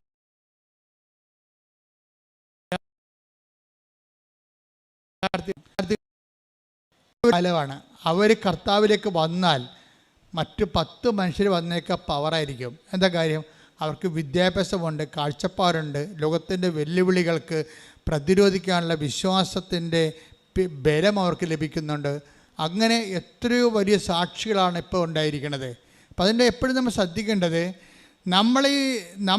ഇപ്പം ഈ പത്രം കൊടുക്കുമ്പോൾ ഡാറ്റസ് ലോയിങ് ഉണ്ട്. അത് നിങ്ങൾ ഒരിക്കലും തുമ്പിയെ കൊണ്ട് കല്ലെടുപ്പിക്കണ പോലെ ചെയ്യരുത്, കൊടുപ്പിക്കരുത്, ചോരരുത്. ഇതിന് അഭിമാനത്തോടെ, കർത്താവിൻ്റെ നാമത്തിൽ അഭിമാനത്തോടെ നിങ്ങളിത് കൊണ്ടേ കൊടുക്കണം. എനിക്ക് എന്താണ്, ഞാനിപ്പോൾ ആൾക്കാരൊന്നും കാണത്തില്ല. കാണണമെങ്കിൽ എന്ത് ചെയ്യും? എനിക്കറിയാം ഈ ഉടമ്പടി. ഇപ്പം ഞാൻ ആൾക്കാരെ എന്തിനാണ് കാണുന്നത്? കാര്യം ഉടമ്പടി എന്ന് പറയുന്ന ദൈവികമായ സംവിധാനം വൃത്തിയും മെനയുമായിട്ട് ചെയ്യാൻ വേണ്ടി ഞാൻ അവരെ പരിശീലിപ്പിച്ചാൽ മതി. അത് വൃത്തിയും മെനയുമായിട്ട് അവരെ പരിശീലിപ്പിച്ച് കഴിഞ്ഞാൽ ഒരു അച്ഛനും കപ്പനും ആൾക്കാരെ കാണേണ്ട കാര്യമില്ല. ആൾക്കാർ തന്നെ ദൈവത്തെ നേരിട്ട് കണ്ടോളൂ. അതിൻ്റെ സാക്ഷ്യങ്ങളല്ലേ നമ്മൾ കേൾക്കണത്. ഞാൻ കണ്ട ആൾക്കാരാണ് ഈ സാക്ഷ്യം പറയണതെല്ലാം. കാണാത്ത ആൾക്കാരാണ് 90% സാക്ഷ്യം പറയണത്. എന്താണ്? ആ ഉടമ്പടി അവർ വിശ്വസ്തയായിരുന്നു. പിന്നെ ഞാൻ കാണുന്നത് വെച്ചാൽ ഹൈലി ഇൻഫ്ലേമബിൾ ആയിട്ടുള്ള സിറ്റുവേഷൻസ് ഉണ്ട്. നാളെ അടുത്ത ആഴ്ച ജപ്തിയാണ്, അവരെ ഞാൻ കാണും. അടുത്ത ആഴ്ച ക്യാൻസർ ഓപ്പറേഷനാണ്, അവരെ ഞാൻ കാണും. പ്രഗ്നൻ്റ് ആയിട്ട് ഡോക്ടർ പറഞ്ഞ് കുഞ്ഞിന് കുഴപ്പമുണ്ട്, ഒന്നെങ്കിൽ തള്ളയെ കിട്ടും അല്ലെങ്കിൽ കുഞ്ഞിനെ കിട്ടുമെന്ന് പറയുമ്പോൾ അവരെ ഞാൻ കാണും. എന്താ കാര്യം? അങ്ങനെ പറയണത് അന്തിമ തീരുമാനം ആരാ പറയേണ്ടത്? ഡോക്ടറല്ല, ഈശോയല്ലേ പറയേണ്ടത്. തള്ളയും കുഞ്ഞും കിട്ടാൻ വേണ്ടിയല്ല കുഞ്ഞിനെ പ്രഗ്നൻ്റ് അല്ല. അവളെ കൊന്നിട്ട് കൊച്ചിനെ എടുക്കാൻ വേണ്ടിയാണ്, അല്ലെങ്കിൽ കൊച്ചിനെ കൊന്നിട്ട് അവളെ എടുക്കാനാണ് അവളെ പ്രഗ്നൻ്റ് ആക്കിയ ദൈവം അല്ല. അപ്പോൾ ദൈവത്തിൻ്റെ ആ കുഞ്ഞിനെ കൊടുത്തപ്പോൾ തള്ളയുടെ സെക്യൂരിറ്റി ഉണ്ട്, അല്ലെങ്കിൽ കുഞ്ഞിൻ്റെ സെക്യൂരിറ്റി ഉണ്ട്. രണ്ടിൻ്റെ സെക്യൂരിറ്റിയിലാണ് ദൈവം അനുഗ്രഹം കൊടുത്തിരിക്കുന്നത്. അത് കൊടുക്കാനുള്ള സ്ഥലമാണ് ആൾക്കാർ. അങ്ങനെയുള്ളവരെ കാണും. അവരെ കാണാൻ വേണ്ടി അധികം പണിയൊന്നുമില്ല നമുക്ക്.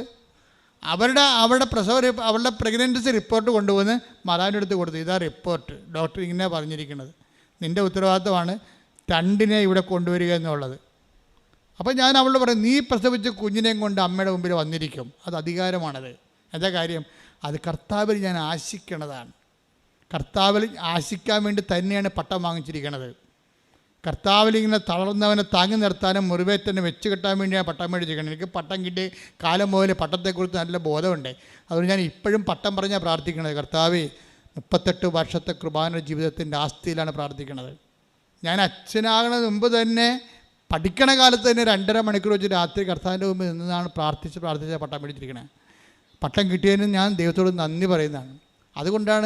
അതുകൊണ്ട് തന്നെ ഒരു വിഷയം ഉണ്ടായ ദൈവത്തിരുമസ് മോളെ, ഈ വിഷയം ഇത് ദൈവം ഇടപെടും, നീ ധൈര്യമായിട്ടിരിക്കാൻ പറയും. എന്താ കാര്യം? ധൈര്യമായിട്ടിരിക്കാൻ പറഞ്ഞാൽ മതി. കാര്യം എന്താ? ബാക്കിയുള്ള ചെയ്യേണ്ടത് ആരാണ്? ഞാനാണ് അവരുടെ കൂടെ പോയി ചെയ്യേണ്ടത്?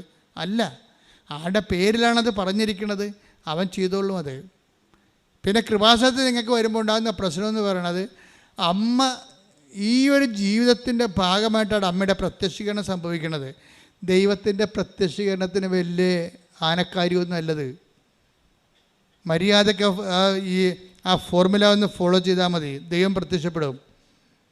ദൈവം ഇപ്പം ഞാനിപ്പോൾ പറയും, ഇപ്പോൾ ഈ മെർലിൻ്റെ കാര്യം പറയാമല്ലോ. മെർലിൻ്റെ പ്രശ്നം എന്താ? മെർലിൻ്റെ ദൈവസ്നേഹം എങ്ങനെ വർക്ക് ചെയ്യണേ? മെർലിൻ പറഞ്ഞു, എനിക്ക് ഭയങ്കര സങ്കടമാണ്. ഞാൻ പറഞ്ഞു, എന്താ? ഞാൻ ശ്രദ്ധിച്ചോളെ, എന്താ സങ്കടം? ഞാൻ എപ്പോഴും ഈശോയോട് പറയും, എനിക്ക് ഈ ഗർഭഛിദ്രം പ്രാപിച്ച കുഞ്ഞുങ്ങളെ ഓർത്തിട്ട് എനിക്ക് എപ്പോഴും സങ്കടം വരുമെന്ന് പറയും. ഗർഭചിത്രത്തിൽ അവർ ജനിച്ചിരുന്നെങ്കിൽ അവരുടെ മാതാപിതാക്കന്മാർ ക്രൈസ്തവരായത് കാരണം അവർക്ക് ന്യായസ്ഥാനം കിട്ടുമായിരുന്നല്ല. അപ്പോൾ അവർ വിശുദ്ധിയിൽ ജീവിച്ചതിനല്ല, ആ കുഞ്ഞ് മരിച്ചു പോയില്ലേ, അപ്പോൾ അതിൻ്റെ പാപം മാതാപിതാക്കന്മാർക്ക് വന്നില്ലേ. അപ്പോൾ ഗർഭചിത്രം വന്നു പോയിട്ടുള്ള ഗർഭചിത്രം നടത്തിയ മാതാപിതാക്കന്മാരെക്കുറിച്ച് എനിക്ക് സങ്കടമാണ്. ആ മരിച്ചുപോയ കുഞ്ഞിനെ ഓർത്ത് എനിക്ക് സങ്കടമാണ്. ഈ MSc കാര്യത്തിൽ പറയണാണേ. ഞാനത് കേട്ടപ്പോൾ കർത്താവ് പറഞ്ഞു, നോക്ക് കേക്ക്. ഞാൻ ഉടനെ അച്ചടിക്ക് എന്നാ പേര് നോക്കി, പേരെന്താണെന്ന് നോക്കി, മെർലിൻ. കൊള്ളാം. അപ്പോൾ കല്യാണം കഴിക്കണമെമ്പം പ്രസവിക്കണമെമ്പം പഠിക്കണ കാലത്ത് എന്തൊരു ബോധ്യമാണ് ഉടമ്പടി കൊടുത്തിരിക്കുന്നത്. അവൾക്കുള്ള ആത്മഭാരം എന്താണ്? ഗർഭചിത്രം നടത്തിയിട്ടുള്ള മാതാപിതാക്കന്മാരുടെ പാപങ്ങൾ ഓർത്ത് എനിക്ക് സങ്കടമാണെന്ന്. ആ കുഞ്ഞുങ്ങൾ മരിച്ചു പോയല്ലോ ഓർത്തിട്ട്, അവർക്ക് വിശ്വാസം സ്വീകരിക്കാൻ കഴിഞ്ഞില്ലല്ലോ എന്നോർത്തിട്ട് എനിക്ക് സങ്കടമാണെന്ന്. ഇതാണ് ആത്മഭാരം എന്ന് പറയണത്. ഇതാണ് ചേർന്ന് നിൽപ്പെന്ന് പറയണത്. അപ്പം അങ്ങനെയുള്ള ആത്മഭാരം പ്രാപിച്ച ആൾക്കാരെ ദൈവം അവർക്ക് അധികാരമുണ്ടാകും. ആത്മഭാരമാണ് അധികാരത്തിൻ്റെ അടിസ്ഥാനം. ഇത് ബൈബിളിലുള്ളതാണ്. ദൈവത്തിൻ്റെ പിന്നെ അവൾ പറയുവേ, എനിക്ക് അതായത് തിരുസഭയെ ഓർത്തിട്ട് എപ്പോഴും ഞാൻ പ്രാർത്ഥിക്കും. തിരുസഭയെ ഓർത്ത്. എറണാകുളം രൂപതക്കാരത്തിയാണ്. തിരുസഭയിൽ ഏറ്റവും കൂടുതൽ സങ്കടം അനുഭവിക്കുന്നൊരു രൂപതയാണത്. ഏറ്റവും കൂടുതൽ സംഘർഷങ്ങളിലൂടെ പോയി. കാര്യം ഞാൻ എറണാകുളം രൂപതയിലാണ് വർക്ക് ചെയ്യണത്. ആലപ്പുഴ രൂപതയുടെ ഒരു പള്ളിയിൽ, എറണാകുളം രൂപതയുടെ അകത്തൊരു പള്ളിയുണ്ട്, തേക്കാട്ടുശ്ശേരി. അപ്പോൾ എനിക്കതിൻ്റെ സങ്കടങ്ങളെല്ലാം ശരിക്കറിയാം. ആ ജനങ്ങൾ എന്തുമാത്രം വേദനിക്കുന്നു, സംഘർഷത്തിലൂടെയാണ് പോയിക്കൊണ്ടിരിക്കുന്നത്. ഉത്തമ മാതൃകയുള്ള രൂപതയിലുള്ള അവിടെയുള്ള കുഞ്ഞിനൊക്കെ വർത്തമാനം കേട്ടില്ലേ, എനിക്ക് തിരുസഭയെ ഓർത്താണ് ഞാൻ ജീവിക്കണത് എന്നൊക്കെ പറയണത്. അപ്പം തിരുസഭയെ ഒരു പ്രാർത്ഥനയുടെ വിഷയമാക്കുകയാണ് അവരെ. തിരുസഭയെ സ്നേഹിക്കുന്നു. കാര്യം എന്താണ്? അവർ ക്രിസ്തുവിനെ സ്നേഹിക്കുന്നു. അങ്ങനെ വളർന്നു വരുന്ന സമൂഹത്തിലാണ് ഇതുപോലെയുള്ള ആധ്യാത്മിക വിവാദങ്ങളൊക്കെ ഉണ്ടാകുമ്പോൾ നമുക്ക് സങ്കടം വരും ശരിക്കും. ആ രൂപതയൊക്കെ ആ കുഞ്ഞിനെ അങ്ങനെ വളർത്തിയത് ആ രൂപതയാണെങ്കിൽ ആ രൂപതയുടെ ആധ്യാത്മിക നിലവാരം അതാണ്. അതിനകത്ത് എന്താ സംശയം? ഒരു ഓട്ടോറിക്ഷക്കാരന് ഇപ്പോഴും കാരുണ്യ പ്രവർത്തികൾ ചെയ്യുന്നതിന് 40 വർഷം വേദപാഠം പഠിപ്പിക്കാൻ വേണ്ടി അഭിമാനത്തോടെ പറയുമ്പോൾ ആ ഒരു ഓട്ടോറിക്ഷക്കാരന് ആധ്യാത്മികമായിട്ട് കർത്താവിൻ്റെ സുവിശേഷ വേല ചെയ്യാൻ വേണ്ടി ഒരുക്കിയിട്ടുണ്ടെങ്കിൽ അത് രൂപത്തിലുള്ള ആധ്യാത്മിക പൈതൃകത്തിൻ്റെ ശക്തിയാണത്. അതുകൊണ്ട് തന്നെയാണ് ഇവരെന്താ പറയണത്, രൂപത, അതായത് തിരുസഭയെ, രൂപതയെന്നല്ല അവൾ പറയണത്, തിരുസഭയെ ഓർത്തുകൊണ്ട് ഞാൻ പ്രാർത്ഥിക്കുമെന്നാണ്. ഇതൊക്കെ ആരെങ്കിലും ചോദിച്ചിട്ടോ പറഞ്ഞിട്ടോ തല്ലിപ്പഴിപ്പിച്ചിട്ടോ പറയണതാണ്, സ്വന്തമായിട്ട് ആത്മാവിൽ നിന്ന് പറയണതാണ്. അപ്പോൾ എനിക്ക് അഭിമാനം തോന്നി. എന്താ കാര്യം? ഒരു ഉടമ്പടി ഒരു യുവതയെ കൊണ്ടുപോയി എത്തിക്കുന്ന സാക്ഷ്യജീവിതമല്ലേ. This is consecrated life. ഇത് സാക്ഷ്യജീവിതമാണിത്. പ്രാർത്ഥിക്കുക, കർത്താവായ ദൈവമേ, കർത്താവായ ദൈവമേ, ഇതുപോലുള്ള സാക്ഷ്യ ജീവിതത്തിലേക്ക്, ഇതുപോലുള്ള സാക്ഷ്യ ജീവിതത്തിലേക്ക് ഉടമ്പടിയിലൂടെ ഞങ്ങളെ എല്ലാവരെയും വളർത്തണമേ. എല്ലാവരെയും വളർത്തണമേ. ശ്രുതികട്ടെ, ഹല്ലേലൂയ.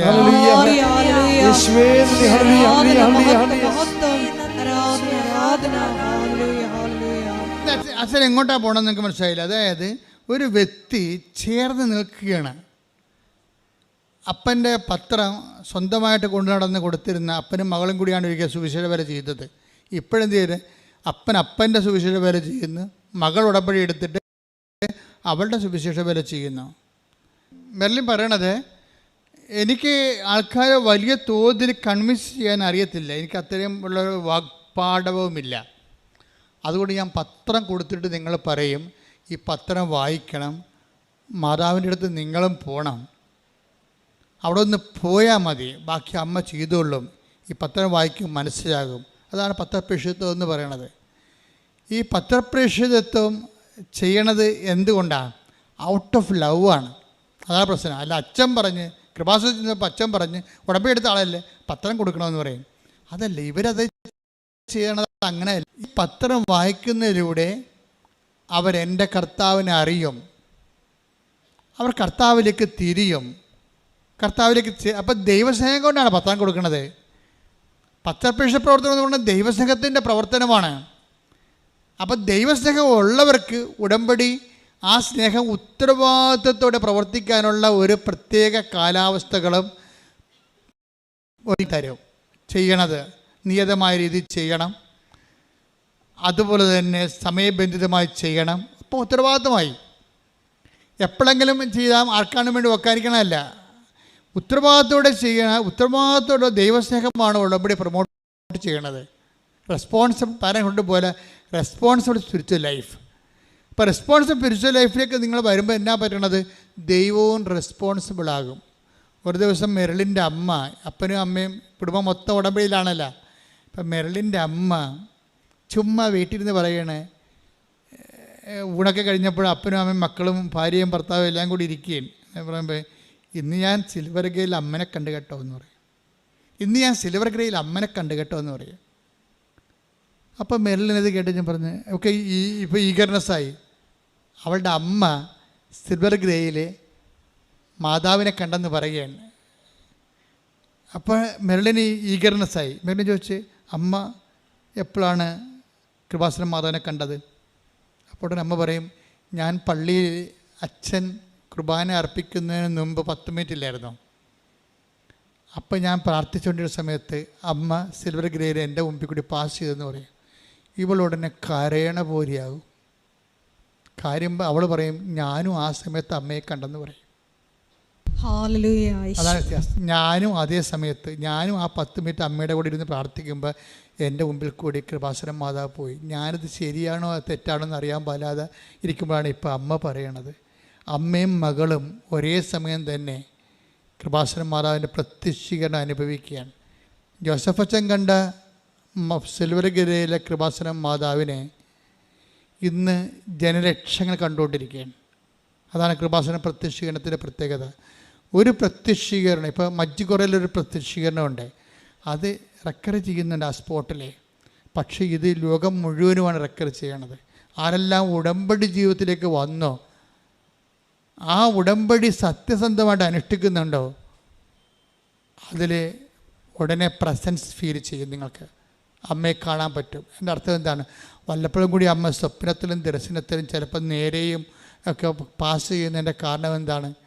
എൻ്റെ മകളെ, എൻ്റെ മകനെ എന്ത് സംഭവിച്ചോട്ടെ, ധൈര്യമായിരിക്കും, ഞാനിവിടെ നിൻ്റെ പരിസരത്ത് തന്നെ ഉണ്ട്, നീ മുന്നോട്ട് പോകാൻ പറയണതാ. നമുക്ക് ധൈര്യം തരണോണ്ടാണ് ഈ ഇതിനകത്ത് വരുന്നൊരു പ്രശ്നമാണ്. ഉടമ്പടി പോലെ ഇതുപോലെ ദൈവത്തിൻ്റെ പ്രത്യക്ഷീകരണം ജനകീയമായിട്ടുള്ള വേറെ ഒരു പദ്ധതിയില്ല. കാര്യം എല്ലാവരും പറയുന്നുണ്ട്, ക്രിസ്ത്യൻസും നോൺ ക്രിസ്ത്യൻസും എല്ലാവരും പറയുന്നുണ്ടതല്ല. അമ്മയെ കണ്ട കാര്യം അവൾ പറയും, വ്യത്യസ്തമായ രീതിയിൽ അവർ കാണുന്നതിന് കുഴപ്പമില്ല. എന്ന് വെച്ചാൽ അതിന് ഉടമ്പടി ഫോർമുല അതിൽ 2 കാര്യങ്ങളുണ്ട്. അത് കറക്റ്റാണെങ്കിൽ പ്രസൻസ് ഓട്ടോമാറ്റിക്കായിട്ട് ഉണ്ടാവും. എന്താ കാര്യം? അതെന്ന് പറയുന്നത് ലൂക്കാ സുവിശേഷം 7:5. ലൂക്കാ 7:5. എന്തെന്നാൽ അവൻ നമ്മുടെ ജനത്തെ സ്നേഹിക്കുന്നു, നമുക്ക് ഒരു സിനഗോഗ് പണിയിച്ചു തരികയും ചെയ്തിട്ടുണ്ട്. യേശു അവരോടൊപ്പം പുറപ്പെട്ടു. പെട്ടില്ല. അതിനകത്തെ വചനം ഏതാണ്? യേശു പറഞ്ഞേ, അവരോടൊപ്പം പുറപ്പെട്ടു. അതാണ് പ്രസൻസ് എന്ന് പറയണത്. ദൈവം പുറപ്പെട്ടു വന്ന് നമ്മുടെ കൂടെ നിൽക്കുന്നതിന് എന്ത് ചെയ്യണം? 2 കാര്യങ്ങൾ ചെയ്താൽ മതി. ലൂക്കാ 7:5 വർക്കൗട്ട് ചെയ്താൽ മതി. ഒരു ശതാധിപനാണ്, ഒരു നോൺ ക്രിസ്ത്യനാണ്, അത് നോൺ ജൂ ആണ്. അയാൾ ജൂ ഒന്നുമല്ല, യേശുവിൻ്റെ വംശത്തിലുമല്ല, സമുദായത്തിലുമല്ല, വിശ്വാസത്തിലുമല്ല. ആ ശതാധിപൻ വന്ന് യേശുവിനെ കാണണമെന്ന് പറയുമ്പോൾ യഹൂദ പ്രമാണികൾ അയാളെ ഇൻട്രൊഡ്യൂസ് ചെയ്യുന്നുണ്ട്. യഹൂദ പ്രമാണികൾ വന്നിട്ട് ഈ ശതാധിപൻ ഇൻട്രൊഡ്യൂസ് ചെയ്യുന്നത് 2 കാര്യമാണ്. എന്താണ്? ഒന്ന്, ഈ ശതാധിപൻ ആരാണ്? റോമക്കാരനാണ്. പക്ഷെ എന്താണ് അവനുള്ള ഗുണം? എന്താണ്? അവൻ നമ്മുടെ ജനത്തെ സ്നേഹിക്കുന്നു. പറഞ്ഞേ, അവൻ നമ്മുടെ ജനത്തെ സ്നേഹിക്കുന്നു. രണ്ടാമത്തെ എന്താണ്? അവനൊരു സിനഗോഗ് നമുക്ക് വേണ്ടി പണിതു തരികയും ചെയ്തിട്ടുണ്ട്. അപ്പൊ അത് കേട്ടപ്പോൾ ശരിയാണ് എന്നാ റിപ്പോർട്ട് കാണണ്ടെന്ന് ഈശോ പറഞ്ഞില്ല. അതിൻ്റെ കടലാസ് കാണണ്ടെന്ന് ഈശോ പറഞ്ഞില്ല. അതിൻ്റെ രേഖ കാണണമെന്ന് ഈശോ പറഞ്ഞില്ല. രേഖയൊക്കെ ഈശോയുടെ മനസ്സിലുണ്ട്. നമ്മൾ എന്തെങ്കിലും ചെയ്താൽ അത് അപ്പം തന്നെ ദൈവത്തിൻ്റെ മനസ്സിൽ രേഖയായിട്ട് മാറും. എന്നിട്ട് എന്താണ്? അവൻ അവരോടൊപ്പം പോയി എന്നാണ് പറയണത്. ഉടമ്പടി നിങ്ങൾ 2 കാര്യങ്ങൾ ചെയ്യാമെന്ന്. ദൈവം നിങ്ങളുടെ കൂടെ വരാനുള്ള പ്രസൻസിൻ്റെ കാരണം ഒന്ന്, അവൻ നമ്മുടെ ജനത്തെ സ്നേഹിക്കുന്നു. അതാണ്. അത് ഉറപ്പ് വരുത്തണം. നിങ്ങളുടെ കുടുംബത്തിലുള്ള ആൾക്കാർ സ്നേഹിക്കുന്ന കാര്യമല്ല പറയണത്. ദൈവത്തിൻ്റെ ജനത്തെ സ്നേഹിക്കണം. അതാരായാലും. അപ്പോൾ ആ ഓട്ടോറിക്ഷക്കാരൻ പറഞ്ഞത് എന്താണ് പറഞ്ഞത്? ഞാൻ ചോറ് കെട്ടി ഉച്ചയ്ക്ക് ചോറെടുക്കുമ്പോൾ ഒരമ്മ വഴിവെക്കിരിക്കുന്നുണ്ട്, ഞാനൊരു ചോറ് അവർക്ക് കെട്ടിക്കൊണ്ട് പോകും. അതാണ് ജനത്തെ സ്നേഹിക്കണമെന്ന് പറയണത്. അല്ലാതെ നിങ്ങൾ വീട്ടിൽ ഇരുന്നുകൊണ്ട് പ്രത്യക്ഷയുടെ പ്രാർത്ഥന ചെയ്താൽ ഉടമ്പടി ക്രാക്കാകത്തില്ല. ഇത് ജനകീയമായിട്ടുള്ള സംഭവമാണ്. ജനത്തെ സ്നേഹിക്കണം. ഇപ്പോൾ മെർലിനെന്താ പറയണത്? എനിക്ക് ഭയങ്കര സങ്കടമാണ്, ഞാൻ തിരുസഭയെ സ്നേഹിക്കുന്നു. അതാണ് തിരുസഭയെ സ്നേഹിക്കണം എന്ന് പറയണത്. ഈ തിരുസഭയെ സ്നേഹിക്കുന്നു. പിന്നെ എന്താണ് അവൾ പറയണത്? അതായത് എനിക്ക് ഈ ഗർഭചിത്രമൊക്കെ സംഭവിക്കുമ്പോൾ ആ മാതാപിതാക്കന്മാരെ ഓർത്തിടും എനിക്ക് സങ്കടം വരും. അവർ പാപത്തിലായല്ലോ എന്ന്. പിന്നെ സങ്കടം വരും, ആ കുഞ്ഞുങ്ങൾ മരിച്ചു പോയല്ലോ, അവർക്ക് വിശ്വാസം സ്വീകരിക്കാൻ കഴിഞ്ഞില്ലല്ലോ, സങ്കടം വരും. അതാണ് ജനത്തെ സ്നേഹിക്കണം എന്ന് പറയണത്. ഈ ജനത്തെ സ്നേഹിച്ച് കഴിഞ്ഞാൽ പിന്നെന്താണ്? അവൻ നമുക്കൊരു സിനഗോഗ് പണി ചെയ്യുകയും ചെയ്തിട്ടുണ്ട്. സിനഗോഗ് എന്ന് പറയുന്നത് എന്താ? പ്രാർത്ഥനാലയമാണ്, കർത്താവിൻ്റെ ആലയമാണ്. കർത്താവിൻ്റെ ആലയം ആരുടെ ഹൃദയത്തിൽ നിങ്ങൾ പണിയുന്നുവോ? ഇപ്പം നിങ്ങൾ ക്രിസ്തുവിനെക്കുറിച്ച് പറയുന്നു, പത്രം കൊടുത്തിട്ട് സംസാരിക്കുന്നു, മാതാവിനെക്കുറിച്ച് പറയുന്നു, വണ്ടിയിലിരുന്ന് വിമാനത്തിലിരുന്ന് പറയുന്നു, ട്രെയിനിലിരുന്ന് പറയുന്നു, ബസ്സിലിരുന്ന് പറയുന്നു, പള്ളിയിൽ പോകുമ്പോൾ പറയുന്നു, അപ്പോഴെല്ലാം നിങ്ങൾ സിനഗോഗ് പണിയുകയാണ് ചെയ്യണത്. ഒരു പ്രാർത്ഥനാലയം, ഒരു മനുഷ്യൻ്റെ ഹൃദയത്തിൽ പണിയുകയാണ് ചെയ്യണത്. മനസ്സിലായില്ലേ? അത് നിങ്ങൾ ഓർക്കണം. നിങ്ങളൊരു വ്യക്തിയോട് ഇയർ ടു ഇയർ മൗത്ത് എവഞ്ചലൈസേഷൻ നടത്തുമ്പോൾ actually what you are doing, നിങ്ങൾ എന്താ ചെയ്യണത്? നിങ്ങൾ അവിടെ ഹൃദയത്തിൽ ഒരു പ്രാർത്ഥനാലയം പണിയുകയാണ്. ആ ഹൃദയത്തിൽ പ്രാർത്ഥനാലയം പണിയുകയും ജനത്തെ സ്നേഹിക്കുകയും ചെയ്യുമ്പോൾ എന്താ സംഭവിക്കണത്? നെറ്റ് ഇഫക്റ്റ് എന്താണ്? യേശു അവരോടൊപ്പം പുറപ്പെട്ടു. പ്രസൻസാണ് പിന്നെ വരണത്, പ്രസൻസാണ്. അപ്പോൾ ദൈവത്തിൻ്റെ സാന്നിധ്യം എന്ന് പറയണത് ഒരു കിട്ടാക്കനിയല്ല, ഒരു ബാലികയില മലയുമല്ലത്. അതെന്താ സംഭവം? അത് നീ ഉടമ്പടിയിലൂടെ ഉത്തരവാദിത്വമുള്ള ദൈവസ്നേഹം വ്യക്തികളെ, സഭയെ സ്നേഹിക്കാൻ തുടങ്ങിയാൽ, സമൂഹത്തെ സ്നേഹിക്കാൻ തുടങ്ങിയാൽ, യേശുവിൻ്റെ പേരിലായിരിക്കണം സ്നേഹിക്കാൻ തുടങ്ങിക്കഴിഞ്ഞാൽ അതേസമയം തന്നെ നമ്മൾക്ക് ദൈവത്തിൻ്റെ പ്രസൻസിൽ നമ്മൾ ജീവിക്കും. പ്രസൻസിൽ വന്നു കഴിഞ്ഞാൽ പിന്നെ എന്തായിരിക്കും? നിങ്ങളായിരിക്കില്ല, നിങ്ങൾ വസിക്കുന്ന പരിശുദ്ധാത്മാവായിരിക്കും നിങ്ങൾ വഴി സംസാരിക്കുന്നത്. 12:12 എടുത്ത് ശ്രുതികട. ഹല്ലേലൂയ. ലൂക്ക 12:12. ഹല്ലേലൂയ ഹല്ലേലൂയ ഹല്ലേലൂയ ഹല്ലേലൂയ. യേശുവേ നന്ദി. ഹല്ലേലൂയ ഹല്ലേലൂയ ഹല്ലേലൂയ ഹല്ലേലൂയ. ലൂക്ക 12:12. എന്താണ് പറയേണ്ടതെന്ന് എന്താണ് പറയേണ്ടതെന്ന് ആ സമയത്ത് പരിശുദ്ധാത്മാവ് നിങ്ങളെ പഠിപ്പിക്കും. അതായത് പ്രസൻസ് കഴിഞ്ഞാൽ നമ്മുടെ ഉള്ളിൽ ദൈവത്തിൻ്റെ പ്രസൻസ് വന്നു കഴിഞ്ഞാൽ പിന്നെ എഴുതേണ്ടത് എന്താണ്, പറയേണ്ടത് എന്താണ്, ചെയ്യേണ്ടത് എന്താണ്, എങ്ങോട്ടാണ് യാത്ര ചെയ്യേണ്ടത്, എല്ലാം ഗിവണാണ്. അതാണ് നിങ്ങൾ നടക്കേണ്ട വഴി. നിങ്ങളുടെ മുഖത്ത് നോക്കി take the word of God. 32:8 സങ്കീർത്തനം. ശ്രുതികട. ഹല്ലേലൂയ ഹല്ലേലൂയ ഹല്ലേലൂയ. യേശുവേ നന്ദി. ഹല്ലേലൂയ ഹല്ലേലൂയ ഹല്ലേലൂയ ഹല്ലേലൂയ. സങ്കീർത്തനങ്ങൾ 32:8. ഞാൻ നിന്നെ ഉപദേശിക്കാം, നീ നടക്കേണ്ട വഴി കാണിച്ചു തരാം, ഞാൻ നിന്റെ മേൽ ദൃഷ്ടി ഉറപ്പിച്ച് നിന്നെ ഉപദേശിക്കാം. അപ്പോഴേ ദൈവമായിട്ട് നമ്മൾ സിങ്കായി കഴിഞ്ഞാലേ പിന്നെന്ത് പറ്റും? പ്രസൻസ് ഫീൽ ചെയ്യും. പിന്നെ നമ്മൾ പോകുന്ന സ്ഥലത്തെല്ലാം ദൈവം ഉണ്ടാവും. സങ്കീർത്തനം 32:8 വർക്ക് ചെയ്യും. നിൻ്റെ മുഖത്ത് നോക്കിയാൽ നിന്നെ ഉപദേശിക്കും, നടക്കേണ്ട വഴിയാണെന്നും പറഞ്ഞു തരുമെന്ന്. അപ്പോൾ ഈ MSCക്ക് തോക്കുമെന്നൊക്കെ മനസ്സിലായി. അവളത് പഠനം അത്രയ്ക്ക് ശരിയാണില്ല. അപ്പോൾ പപ്പയുടെ ഉടമ്പടിയിലാണ് ഇപ്പോൾ അവളെ ജീവിക്കണത്, മെറലിൻ ജീവിക്കണത്. പപ്പയുടെ ഉടമ്പടിയിലാണ് ജീവിക്കണത്. അപ്പോൾ അമ്മ പറഞ്ഞു, എടി ഇപ്പോൾ വിദ്യാർത്ഥികൾക്ക് അവിടെ ഉടമ്പടി എടുക്കാമെന്ന് അച്ഛൻ പറഞ്ഞായിരുന്നില്ല, നിനക്ക് പോയി നിൻ്റെ ഉടമ്പടി എടുക്കാൻ പാടില്ലേ? അപ്പം നോക്കിയാൽ അവൾ നോക്കിയപ്പോൾ ശരിയാണ്, ഈ ഉടമ്പടി MSc ക്രാക്ക് ചെയ്യാൻ പറ്റണില്ല. അപ്പോൾ എന്നാലും ഇനി ഞാൻ ഉടമ്പടി എടുത്തിട്ട് എംപവർ ചെയ്യാമെന്ന് പറഞ്ഞ് അവൾ ഇവിടെ വരും. ഇവിടെ വരുമ്പോൾ അവൾ MSc അവളെ പറഞ്ഞ് എനിക്കൊരു മിനിമം എനിക്ക് മാർക്ക് കിട്ടി ജയിച്ചാൽ മതി എന്ന് പറയും. അപ്പോൾ അവൾ നിയോഗം എഴുതിക്കൊണ്ടിരിക്കുകയാണ് ഇവിടെ. അപ്പോൾ അവളുടെ ചരിത്രം പ്രീഹിസ്റ്ററി അമ്മയ്ക്ക് അറിയാമല്ലോ. നിയോഗം എഴുതിക്കൊണ്ടിരിക്കണം, MScക്ക് ജയിക്കണം, അതാണ് നിയോഗം. ഉടനെ അമ്മ അവൾ നടക്കേണ്ട വഴി അവളുടെ മുഖത്ത് നോക്കി പറയണം, എടി അവിടെ 3ാം റാങ്ക് എഴുതാൻ പറയും. നിങ്ങളൊരു സാക്ഷ്യം, നമ്മൾ ഞെട്ടിപ്പോയി സംഭവം. നിയോഗം എഴുതിക്കൊണ്ടിരിക്കാൻ പറയാം, നീ 3ാം റാങ്ക് നീ ജയിക്കണമെന്നല്ല, നീ 3ാം റാങ്ക് എഴുതാൻ പറയും. അവൾ ഉടനെ ഇവിടെ എഴുതി വെച്ച് 3ാം റാങ്ക് എഴുതി വെക്കും. സ്വപ്നം പോലും കാണാമ്പോൾ സാധനം. റിസൾട്ട് വന്നപ്പോൾ MScക്ക് 3ാം റാങ്ക് പോരെ. അവിടെ റിസൾട്ട് വന്നപ്പോൾ MScക്ക് 3ാം റാങ്ക്. നീ നടക്കേണ്ട വഴി നിൻ്റെ മുഖത്ത് നോക്കി ഞാൻ നിന്നെ ഉപദേശിക്കും. പ്രസൻസാണ്. എന്താ കാര്യം? അവർ ദൈവത്തെ സ്നേഹിക്കുന്നു, അവർ സ്നേഹമൊക്കെ പണിയുന്നു. അവിടെ ജോലി ദൈവത്തിൻ്റെ ജോലിയാണ്. ദൈവത്തിൻ്റെ ജോലി ചെയ്യുമ്പോൾ നമ്മളുടെ ജോലി ആര് ചെയ്യും? ദൈവം ചെയ്തുകൊണ്ടിരിക്കും. നിങ്ങളൊന്ന് ചിന്തിച്ചു, ഈ സാക്ഷ്യം കണ്ടായി ഒരു MSc സ്റ്റുഡൻസിനെ അവൾക്ക് തോക്കുമെന്ന് കണ്ടിട്ട് അവിടെ കയ്യിൽ നിന്ന് പോയെന്ന് കണ്ടപ്പോൾ അവൾ നിയോഗം എഴുതാൻ വേണ്ടി വന്നപ്പോൾ ജയിക്കണേ വല്ലപാടൊന്ന് ജയിച്ചു കിട്ടണേ അമ്മയെന്ന് എഴുതുമ്പോൾ അമ്മ നേരിട്ട് ഇടപെട്ട് പറഞ്ഞാൽ അവിടെ 3ാം റാങ്ക് എഴുതി വെക്കാൻ പറയും. ഉടനെ ഇവിടെ 3ാം റാങ്ക് എഴുതി വെക്കും. അത് വെറുതെ എഴുതണം, ആകാശത്ത് എഴുതണതാണ്. പക്ഷേ പിന്നെ പേപ്പർ നോക്കണതും ക്വസ്റ്റ്യൻ ഇടണതൊക്കെ എല്ലാം വേറെ ഡിപ്പാർട്ട്മെൻറ്റൊക്കെ ചേഞ്ച് ചെയ്ത് എന്നിട്ടെന്താ ചെയ്യണത്? റിസൾട്ട് വരുമ്പോൾ 3ാം റാങ്കാണ്. അവൾ അപ്പം തന്നെ ഇടവക ദേവാലയത്തിൽ പോയി വെറുതെ കരഞ്ഞുകൊണ്ടിരുന്നു. ദൈവം എന്ന് പറയണത് ഇതുപോലെയാണ് അവസ്ഥയാണ്. നിങ്ങളിപ്പോഴും വരണ ഒരു ടേസ്റ്റിംഗ് പീരീഡിലാണ് കിടക്കണത്. നിങ്ങൾ പലരും ടേസ്റ്റ് ചെയ്ത്, ഇപ്പം നമ്മൾ അലുവയൊക്കെ വാങ്ങിക്കാൻ നേരത്ത് അലുവക്കാരൻ ഒരു വെട്ടിയിട്ടൊരു കഷ്ണം തരത്തില്ല, തിന്ന് നോക്കാൻ പറയല്ലേ. അവനെ കൊണ്ട് നമ്മളവിടെ നിന്നിട്ട് തീറ്റിക്കും. ചില പാർട്ടിക്ക് ഒരു സ്വഭാവമുണ്ട്, ഈ അലുവ എല്ലാ കടയിലും പോകും, ടേസ്റ്റ് എടുക്കും, അവൻ നിന്നിട്ട് വയറും നിറച്ച് വീട്ടിൽ പോകും. അങ്ങനെയുള്ള ടേസ്റ്റ് തൊഴിലാളിയുണ്ട്.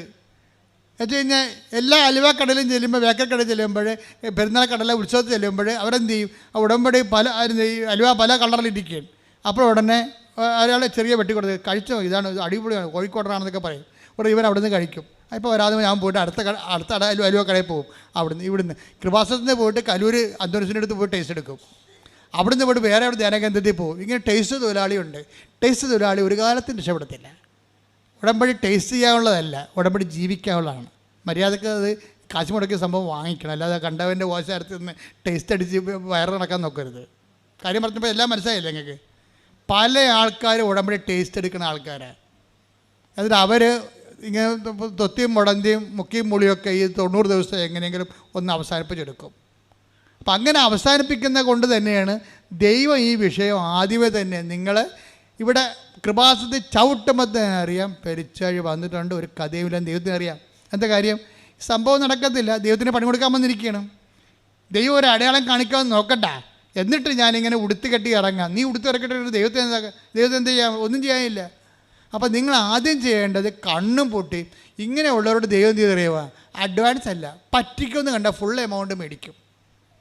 നമുക്ക് വിശ്വാസമുള്ള ആൾക്കാർക്ക് അഡ്വാൻസ് വാങ്ങിച്ചാൽ മതി. ചിലരോട് പറയും അഡ്വാൻസ് ഒന്നും വേണ്ട, ഫുൾ എമൗണ്ട് തരും, ഒറ്റ പ്രമാണം. നിങ്ങൾ ഇട്ടച്ച് പോയി. ഇപ്പോൾ റിയൽ എസ്റ്റേറ്റുകാർ ചില ആൾക്കാർ പറമ്പ് മേടിക്കാൻ ചെല്ലുമ്പോൾ ആൾക്കാരെന്താ പറയണത്? ഒറ്റ പ്രമാണം, ഒറ്റ വില, ഒറ്റ പ്രമാണം, അഡ്വാൻസ് ഇല്ലെന്ന് പറയും. എന്താ അറിയാമോ? ഇവൻ നമ്മുടെ മരക്കച്ചവടക്കാരൻ കണ്ടിട്ടില്ലേ? ചില ഉടമ്പടിയിലുണ്ട് ഈ മരക്കച്ചവടക്കാരൻ എന്ത് ചെയ്യുന്നറിയാമോ? നമ്മുടെ ആഞ്ഞിൽ കാണും, അല്ലെങ്കിൽ തേക്ക് കാണും, വീട്ടിൽ വന്ന് എത്ര രൂപ കൊടുക്കും? അപ്പോൾ നമ്മൾ പറയും അതൊരു 25,000 പറഞ്ഞിട്ട് പോയതാണ്. ആണോ? 25,000 പറഞ്ഞിട്ട് പോയതാണെന്ന് പറയും. അപ്പോൾ ഉടനെ പറയും ഓക്കെ, ആ വിലക്ക് എടുക്കാൻ ഞാൻ തയ്യാറാണെന്ന് പറയും. അപ്പോൾ അത് പറ്റിക്കല, പിന്നെ അവർക്ക് കൊടുക്കാൻ പറ്റില്ല. ഞങ്ങൾക്ക് എന്നാൽ പിന്നെ 26 എന്ന് പറയും. 26 കൊടുത്തിട്ട് ഉടനെ ഇവർ സമ്മതിക്കും. അപ്പോൾ അവർക്ക് എടുക്കാൻ പോകണം, വീട്ടുകാർക്ക് ഇഷ്ടമാണ്. കാരണം 25,000 രൂപയല്ലേ പറഞ്ഞത്, ഇപ്പോൾ 26 പറഞ്ഞല്ല. ശരി, എന്നാൽ 1000 രൂപ അഡ്വാൻസ് തന്നിട്ട് ഇവനെ കാണത്തില്ല. പിന്നെ അവൻ എന്താ ഉദ്ദേശിക്കണമെന്ന് അറിയാമോ? അവൻ ഈ നമ്മുടെ പറമ്പിൽ നിർത്തിയിട്ട് നമ്മുടെ വെള്ളം കൊണ്ട് നമ്മുടെ വളം കൊണ്ട് ഈ തേക്കിനെ അവൻ 5 കൊല്ലം നിർത്തി വളർത്തും. പോരെ പരിപാടി. ഇവൻ വെട്ടിക്കൊണ്ട് പോകത്തില്ല. ഇവൻ വെട്ടിക്കൊണ്ട് പോകാതെ വെട്ടാമേ, ഇപ്പോൾ വരാം, നിങ്ങൾക്ക് 2 റോഡ് വേണം, അവിടെ വീണ്ടും കൊണ്ടുവന്ന് 2 റോഡ് തരും. അപ്പോൾ അതും അഡ്വാൻസാണ്. പിന്നെ 2 കൊല്ലം നിർത്തും അവൻ നിർത്തി 10 കൊല്ലം കഴിയുമ്പോൾ തേക്ക് വെട്ടത്തുള്ളൂ. എന്താ കാര്യം? അത്രയും നാൾ തേക്ക് നമ്മുടെ മുതുകത്ത് നിർത്തിയിട്ട് അത് വളർത്തും അവൻ. ഉടമ്പടി ചില ആൾക്കാർ ദൈവത്തിന് പണി കൊടുക്കുന്ന ആൾക്കാരുണ്ട്. എന്ന് വെച്ചാൽ ഉടമ്പടി എടുത്തിട്ട് പിന്നെ ഈ ആൾക്കാർ മഷോട്ടേക്ക് കാണത്തില്ല, പിന്നെ ഉടമ്പടി ജീവിതമില്ല. ഞാൻ ചോദിച്ചു, ചേച്ചി ഉടമ്പടി എടുത്തിട്ട് പിന്നെ ചേച്ചി എന്ത് ചെയ്ത്? അല്ല, ഞാൻ മകൾക്കൊരു അസുഖമായെന്ന് പറഞ്ഞ് അങ്ങോട്ട് പോയതാണ്, പിന്നെ തിരിച്ചു വന്നപ്പോൾ തിരികെ കാണാനില്ലെന്ന്. അത്രയും ബോധമില്ലാത്ത കന്നുകാലികൾ ഉടമ്പടി എടുക്കുന്നുണ്ട്. അവരെന്തോ ആ ഉടമ്പടി എടുത്തിട്ട് ആ തിരികെ കൊണ്ട് വെച്ചിട്ട് മകളെന്തോ അസുഖമായിട്ട് അങ്ങോട്ട് പോയതിന് ശേഷം പിന്നെ വേറെ എന്ത് വീട്ടിൽ പോയി കറങ്ങി തിരിഞ്ഞ് ഒടിഞ്ഞ് മടങ്ങി വന്നപ്പോൾ പിന്നെ തിരികെ കാണാനില്ല.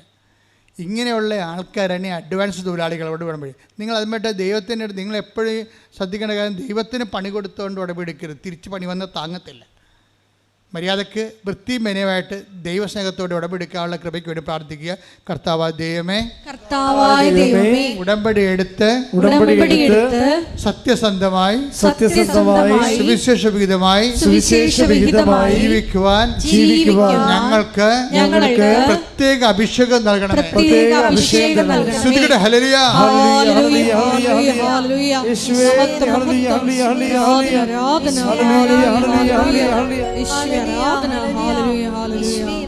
എന്തിനാണ് ഉടമ്പടി എടുക്കുന്നത് എന്നുള്ളതിൻ്റെ ഉത്തരമാണ്. അതിൻ്റെ ഒരു മെർലിൻ വേർഷനാണ് ഈ പറയണത്. മെർലിൻ്റെ ഒരു വേർഷൻ ജീവിതാനുഭവങ്ങളാണ്. ഏറ്റവും അവസാനം അവൾ പറഞ്ഞത്, എന്തിനാണ് ഉടമ്പടി എടുക്കണമെന്ന് എന്നോട് ചോദിച്ചാൽ, 3 പ്രാവശ്യം അവൾ പറയുന്നുണ്ട്, എന്തിനാണ് ഉടമ്പടി എടുക്കണമെന്ന് എന്നോട് ചോദിച്ചാൽ എന്ന് പറഞ്ഞുകൊണ്ട് അവൾ ഓരോ ഉത്തരം പറയും. അപ്പോൾ അവൾ അവസാനം പറഞ്ഞ ഉത്തരം, ഞാൻ പറയും ബലം പ്രാപിക്കാനാണ് ഉടമ്പടി എടുക്കണമെന്ന്, ബലം വെക്കാനാണ് ഉടമ്പടി എടുക്കണത്. അത് കറക്റ്റാണ്, ആ ഉത്തരം കറക്റ്റാണ്. എന്നിട്ട് അവൾ പറയും, എന്തിനാണ് ഉടമ്പടി എടുക്കണത്? അത് നിനക്ക് എൻ്റെ കൃപ മതി എന്ന് ഈശോ പറഞ്ഞിട്ടുണ്ട്. കൃപയ്ക്ക് വേണ്ടി ഉടമ്പടി എടുക്കണമാണ്. അപ്പോൾ എനിക്ക് മനസ്സിലായി, ഈ ഉടമ്പടി ധ്യാനമെല്ലാം അവൾ കൂടുന്നുണ്ട്. ശരിക്കും ഉടമ്പടി ധ്യാനം ഒരു വലിയ സാക്ഷരതയാണല്ലോ ശരിക്കും. അപ്പോൾ അതുകൊണ്ട് എന്തിനാണ് ഉടമ്പടി എടുക്കണത്? ബലം പ്രാപിക്കാൻ. എങ്ങനെയാണ് ബലം പ്രാപിക്കണത്? ബലം പ്രാപിക്കുന്നതിനുള്ള ഒരു ഫോർമുല എന്താണ്? ബലഹീനതയിലാണ് ദൈവത്തിൻ്റെ ശക്തി. ഇപ്പം 2 കൊരിന്ത്യസ് ഇല്ലേ 12:9, take the bed of God. 2 കൊരിന്ത്യസ് 12:9. എന്നാൽ അവിടുന്ന് എന്നോട് അരുളി ചെയ്തു. പറഞ്ഞു, എന്നാൽ അവിടുന്ന് എന്നോട് അരുളി ചെയ്തു. നിനക്ക് എന്റെ കൃപ മതി. നിനക്ക് എന്റെ കൃപ മതി. എന്തെന്നാൽ ബലഹീനതയിലാണ് എന്റെ ശക്തി പൂർണ്ണമായി പ്രകടമാകുന്നത്. അപ്പൊ ഈ ശക്തി എന്ന് പറയുന്നത് ബലം, അതാണ് സംഭവം. അപ്പം അത് ബലം എന്താണ്? കൃപയാണ് ബലം. ബൈബിളിൽ ബലമെന്ന് പറയണത് ഹോർലിക്സും ബൂസ്റ്റും അല്ല, അത് ഭൗതികമായിട്ടുള്ള ബലങ്ങളാണ്. ആത്മീയ ബലമാണ് കൃപയെന്ന് പറയണത്. ദൈവത്തിൻ്റെ വരപ്രസാദത്തിനാണ് കൃപയെന്ന് പറയണത്. അപ്പോൾ നമ്മളെപ്പോഴും നോക്കുന്നത് ദൈവത്തെ എങ്ങനെ പ്രസാദിപ്പിക്കാൻ കഴിയും. ദൈവവരപ്രസാദം നേടിയെടുക്കാനുള്ള ഒത്തിരിയേറെ സൊല്യൂഷൻസും ഫോർമുലയുമാണ് ഉടമ്പടിയിലുള്ളത്. ദൈവത്തിൻ്റെ വരപ്രസാദമാണ്. ഇതാ ഞാൻ തിരഞ്ഞെടുത്ത എൻ്റെ ദാസൻ. 12 വായിച്ച് 12:18 മത്തായിയുടെ സുവിശേഷം. മത്തായി 12:18.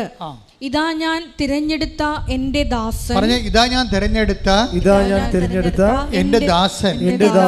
എൻ്റെ ആത്മാവ് പ്രസാദിച്ച എൻ്റെ പ്രിയപ്പെട്ടവൻ. ഞാൻ അവന്റെ മേൽ എൻ്റെ ആത്മാവിനെ അയക്കും.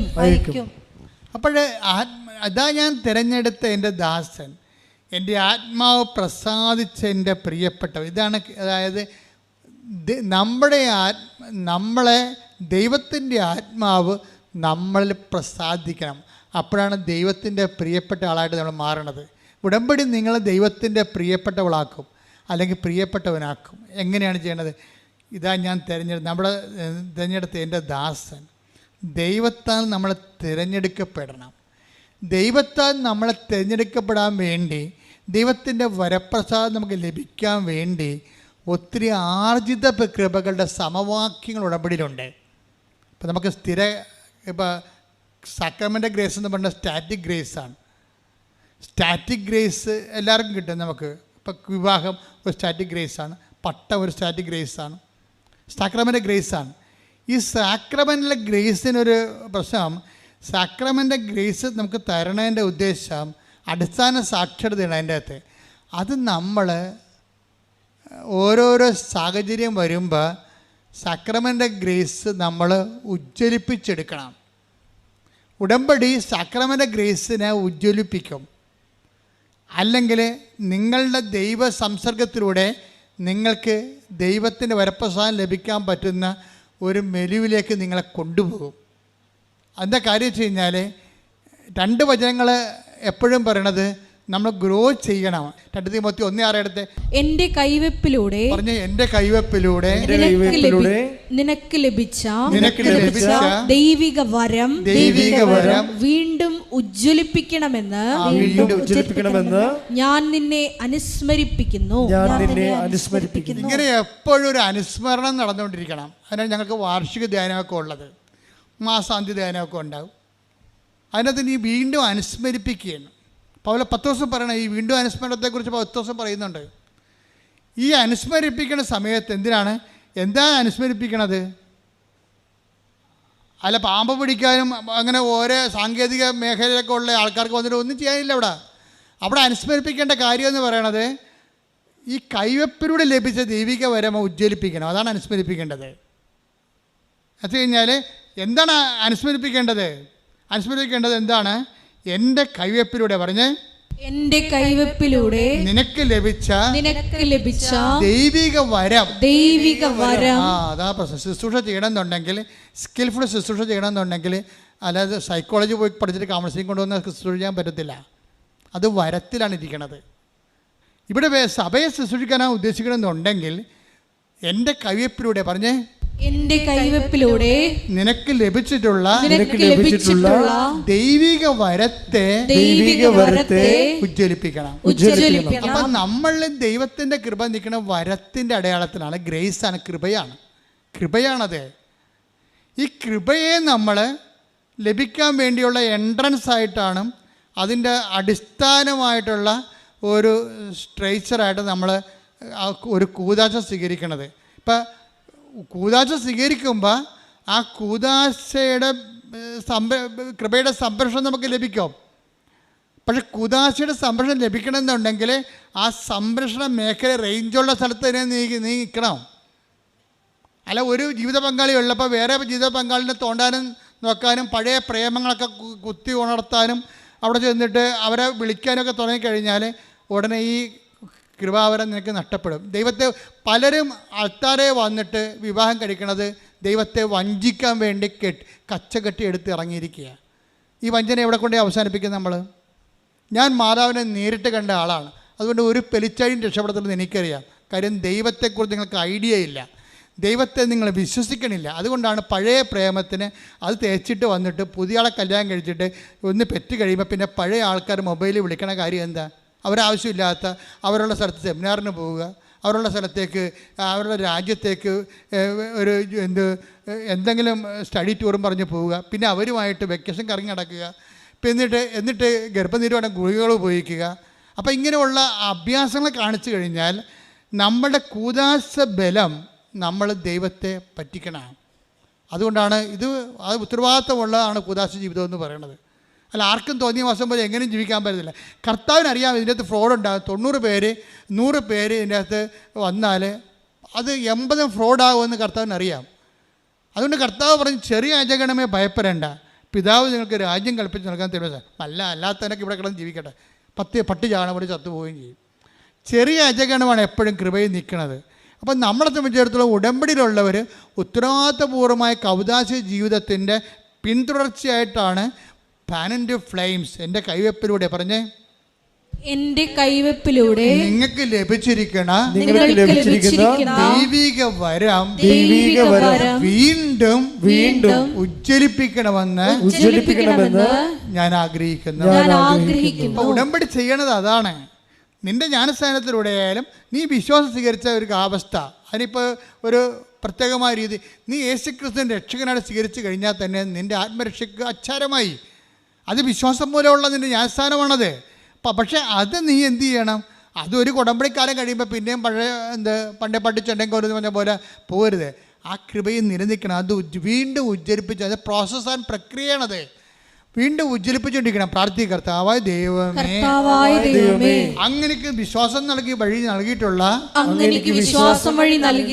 വരങ്ങളെ ഉജ്ജ്വലിപ്പിക്കുവാൻ എന്നെ സഹായിക്കണമേ. വിശ്വാസ ജീവിതത്തില് എന്നെ ബലപ്പെടുത്തണമേ. വിശ്വാസ ജീവിതത്തെ ബലപ്പെടുത്താൻ വേണ്ടി ലോകത്തിന്റെ ആൾക്കാരെ വൈറ്റാമിൻസാണ് കൊടുക്കണത്, അല്ലേ? നമ്മൾ ഡോക്ടറിനൊക്കെ ചെല്ലുമ്പോൾ ഒരു ചുമയും കൊരയൊക്കെ വന്ന് ന്യൂമോണിയ പനിയൊക്കെ വന്ന് പോകുമ്പോൾ ആശുപത്രി കഴിഞ്ഞിട്ട് പോകുമ്പോൾ ഡോക്ടർ എന്ത് ചെയ്യും? അങ്ങേർക്ക് ലഭിച്ചിരിക്കുന്ന കുറച്ച് ടോണിക്സ് നമുക്ക് തരും ഫ്രീ ആയിട്ട്. എന്ന് കഴിഞ്ഞാൽ എങ്ങനെയാണ്? ഇത് 2 സ്പൂൺ വെച്ച് കഴിച്ചിട്ട് നിങ്ങൾ ഒരു നഷ്ടപ്പെട്ട ആരോഗ്യം വീണ്ടെടുക്കാൻ പറയും. അത് ശാരീരികമായ ആരോഗ്യമാണ്. നഷ്ടപ്പെട്ട ആത്മീയ ആരോഗ്യം വീണ്ടെടുക്കണമെങ്കിൽ എന്താ ചെയ്യേണ്ടത്? അതിനുള്ള ടോണിക്ക് വേറെയാണ്. അതിന് ബലം പ്രാപിക്കാനുള്ള ടോണിക്ക് വരും. ഇപ്പോൾ മെർലിൻ പറഞ്ഞത് എന്താണെന്നറിയാമോ? എൻ്റെ അമ്മുമ്മയും ഞാനുമായിട്ട് ഭയങ്കര സ്റ്റണ്ടാണ് വീട്ടിലെ. അമ്മുമ്മയും ഞാനും ഭയങ്കര ഇവർ തമ്മിൽ ഭയങ്കര ഏജ് ഗ്യാപ്പാണ്. ഇപ്പം ഞാനും അപ്പൂച്ചനൊക്കെ ആയിട്ട് ഭയങ്കര ഏജ് ഗ്യാപ്പല്ലേ. ഞാൻ സിസ്റ്റർ കിടക്കുമ്പോൾ അപ്പൂച്ചൻ ജനിച്ചിട്ടില്ല. അപ്പം അത്രയും ഏജ് ഗ്യാപ്പുണ്ട്. ഏജ് ഗ്യാപ്പ് എപ്പോഴും ഒരു സഫറിങ്ങിൻ്റെ വിഷയമാണ്. അപ്പം അമ്മുമ്മ പറയണത് ഒന്നും മെർലിന് മനസ്സിലാകത്തില്ല, അമ്മുമ്മ പറയണത് ഒന്നും മനസ്സിലാകത്തില്ല. അമ്മുമ്മയും മെർലിനുമായിട്ട് ഇടിയാണ്. എന്നിട്ട് നടുക്ക് നിൽക്കണം അമ്മ നിന്ന് ചുറ്റിത്തിരിക്കുകയാണ്. ഇപ്പം മെർലിൻ കവനൻ്റെ എടുത്ത് കഴിഞ്ഞപ്പോൾ എന്താ പറയണത്? അമ്മുമ്മ എന്ത് പറഞ്ഞാലും അമ്മുമ്മയെ എപ്പോഴും എന്നെ കുറ്റപ്പെടുത്തുകയുള്ളൂ. എപ്പോഴും എനിക്കെതിരെയാണ് അമ്മമ്മ സംസാരിക്കണത്. അല്ലാതെ ആ വായി നല്ലതൊന്നും വരത്തില്ല. പക്ഷേ ഞാൻ കർത്താവിൻ്റെ സ്നേഹത്തിൽ അമ്മമ്മയെ ഉൾക്കൊള്ളാൻ തീരുമാനിച്ചെന്ന്. ഇതാണ് വിഷയം. അതിൻ്റെ ചില അമ്മമ്മയെ അണ്ടർസ്റ്റാൻഡ് ചെയ്യാനും ഉൾക്കൊള്ളാനും. ഇപ്പോൾ അപ്പനും പറഞ്ഞു, ഞാനും മെർലിനും കൂടിയാണ് അമ്മയുടെ കാര്യങ്ങളൊക്കെ നോക്കണം. അമ്മയെന്നാണ് അയാൾ പറയണത്, അമ്മുമ്മയെന്നാണ് ഇവൾ പറയണത്. അവരുടെ കാര്യമൊക്കെ നോക്കണത് ഞാൻ അച്ഛനും കൂടിയാണ്. അപ്പം അങ്ങനെ നോക്കിക്കഴിഞ്ഞപ്പോൾ അവർ അതിലൂടെ ബലപ്പെടുകയാണ് ചെയ്യണത്. നമ്മൾ ആത്മീയ ബലം ആ രീതിയിൽ വരണതാണ്. നമ്മുടെ സഹനം യേശുക്രിസ്തുവിൻ്റെ നാമത്തിൽ നമ്മുടെ ബലക്കുറവുകൾ ക്രിസ്തുവിൻ്റെ നാമത്തിൽ എടുക്കുന്ന വഴിയാണ് നമ്മൾ ബലം പ്രാപിക്കണം. അതാണ് കൊളോസ്യസ് 1:11 എടുത്ത്. കൊളോസ്യസ് 1:11. കൊളോസ്യോസ് 1:11. കൊളോസ്യസ് 1:11 സന്തോഷത്തോടെ പറഞ്ഞു. സന്തോഷത്തോടെ സന്തോഷത്തോടെ എല്ലാം സഹിക്കുന്നതിനും എങ്ങനെയുണ്ട് പരിപാടി? എങ്ങനെയുണ്ട് വരകണ്ട? കേട്ടില്ലേ? സന്തോഷത്തോടെ എല്ലാം സഹിക്കുന്നതിനും ക്ഷമിക്കുന്നതിനും അവിടുത്തെ മഹത്വത്തിന്റെ പ്രാഭവത്തിനനുസൃതമായി സർവശക്തിയിലും നിങ്ങൾ ബലം പ്രാപിക്കട്ടെ. എന്തിനാണ് ഉടമ്പടി എടുക്കണമെന്ന് ചോദിച്ചു കഴിഞ്ഞാൽ ബലം പ്രാപിക്കാനാണ് എടുക്കണത്. ഉടമ്പടി എടുക്കണത് ബലം പ്രാപിക്കാനാണെങ്കിൽ ആ ബലം പ്രാപിക്കുന്നതിൻ്റെ ഉള്ളിൽ അതിൻ്റെ പ്രക്രിയയിൽ സഹനമുണ്ട്, ക്ഷമയും ഉണ്ട്. മനസ്സിലായില്ലേ? കുടുംബത്തിലുള്ള വിഷയങ്ങളുടെ മേൽ ഒരു സഹനവും ക്രിസ്തുവിൻ്റെ നാമത്തിൽ സ്നേഹത്തെ പ്രതി എടുക്കണം. പിന്നെന്താണ്? ഒരു ക്ഷമയുമുണ്ട്. ക്ഷമ എന്ന് പറയുന്നത് എന്താണ്? സഹനത്തിൻ്റെ ദീർഘക്ഷമ, സഹനം റിപ്പീറ്റ് ചെയ്യുന്നതിനാണ് ക്ഷമയെന്ന് പറയുന്നത്. ഇത് ആരുടെ പേരിലാണ്? ക്രിസ്തുവിൻ്റെ പേരിലാണ് എടുക്കുന്നത്. ഉടമ്പടി ഒരു ജീവിതമാണ്. അത് ഏറ്റവും കൂടുതലുള്ളത് അമ്മയ്ക്കാണ്. ക്രിസ്തു വരെ അമ്മയെ ഡിസോൺ ചെയ്യും. എന്തിനാണ് നിങ്ങൾ എന്നെ അന്വേഷിച്ചത്? ഞാൻ എൻ്റെ പിതാവിൻ്റെ കാലത്ത് വേപതനായിരിക്കേണ്ടവനാണ്, നിങ്ങൾക്ക് അറിയത്തില്ല എന്ന് ചോദിക്കുമ്പോൾ അമ്മ സഹനത്തോടെ ക്ഷമയോടെ ഹൃദയത്തിൽ സംഗ്രഹിക്കും, ബലം പ്രാപിക്കും. ദൈവത്തിൽ നിന്നുള്ള ഉടമ്പടിയുടെ പ്രാർത്ഥനകൾക്ക് ഉത്തരം താമസിച്ചാൽ പോലും ആ സഹനവും ക്ഷമയും നിങ്ങളെ ദൈവത്തിലുള്ള ബന്ധത്തിൽ ബലം പ്രാപിപ്പിക്കണം. ശ്രദ്ധിക്കട്ടെ. ഹല്ലേലൂയ, ഹല്ലേലൂയ, ഹല്ലേലൂയ. വ്യത്യസ്തങ്ങളായ മേഖലകളുടെയും രോഗസൗഖ്യ പ്രാർത്ഥനയ്ക്ക് വേണ്ടി നമുക്ക് പ്രാർത്ഥിക്കാം. ഓൺലൈനിലുള്ളവരും ഇതേ തന്നെ ക്രിയകൾ ചെയ്തുകൊണ്ട് ദൈവത്തിൻ്റെ സാന്നിധ്യം, കർത്താവിൻ്റെ വചനം ഇത്രയും നേരം കേട്ടതാണ്. ഉടമ്പടിയിൽ എങ്ങനെയാണ് പുരോഗമിക്കേണ്ടതെന്ന് നമ്മളെല്ലാം പഠിച്ചതാണ്. കർത്താവേ, അങ്ങയുടെ അവകാശവും അങ്ങയുടെ ഓഹരിയുമായിരിക്കുന്ന അങ്ങയുടെ സഭ അങ്ങേ നാഥനും രക്ഷകനെ ഏറ്റുപറഞ്ഞുകൊണ്ട് ശിരസിൽ അവരുടെ കൈകൾ വെച്ചിരിക്കുന്ന കർത്താവേ അവിടെ കൈകളെ കർത്താവ് നിന്റെ തിരുമുറുപാടുന്ന അണിപ്പെടുതാറുന്ന അത്ഭുത കൈകളായി മാറ്റണമെന്ന് പ്രാർത്ഥിക്കുന്ന കർത്താവേ. അടിപ്പിണർ പോലെ വൈതാക്കാലം ദൈവികമായ സത്യം അവർക്ക് ആവശ്യിക്കണമേ.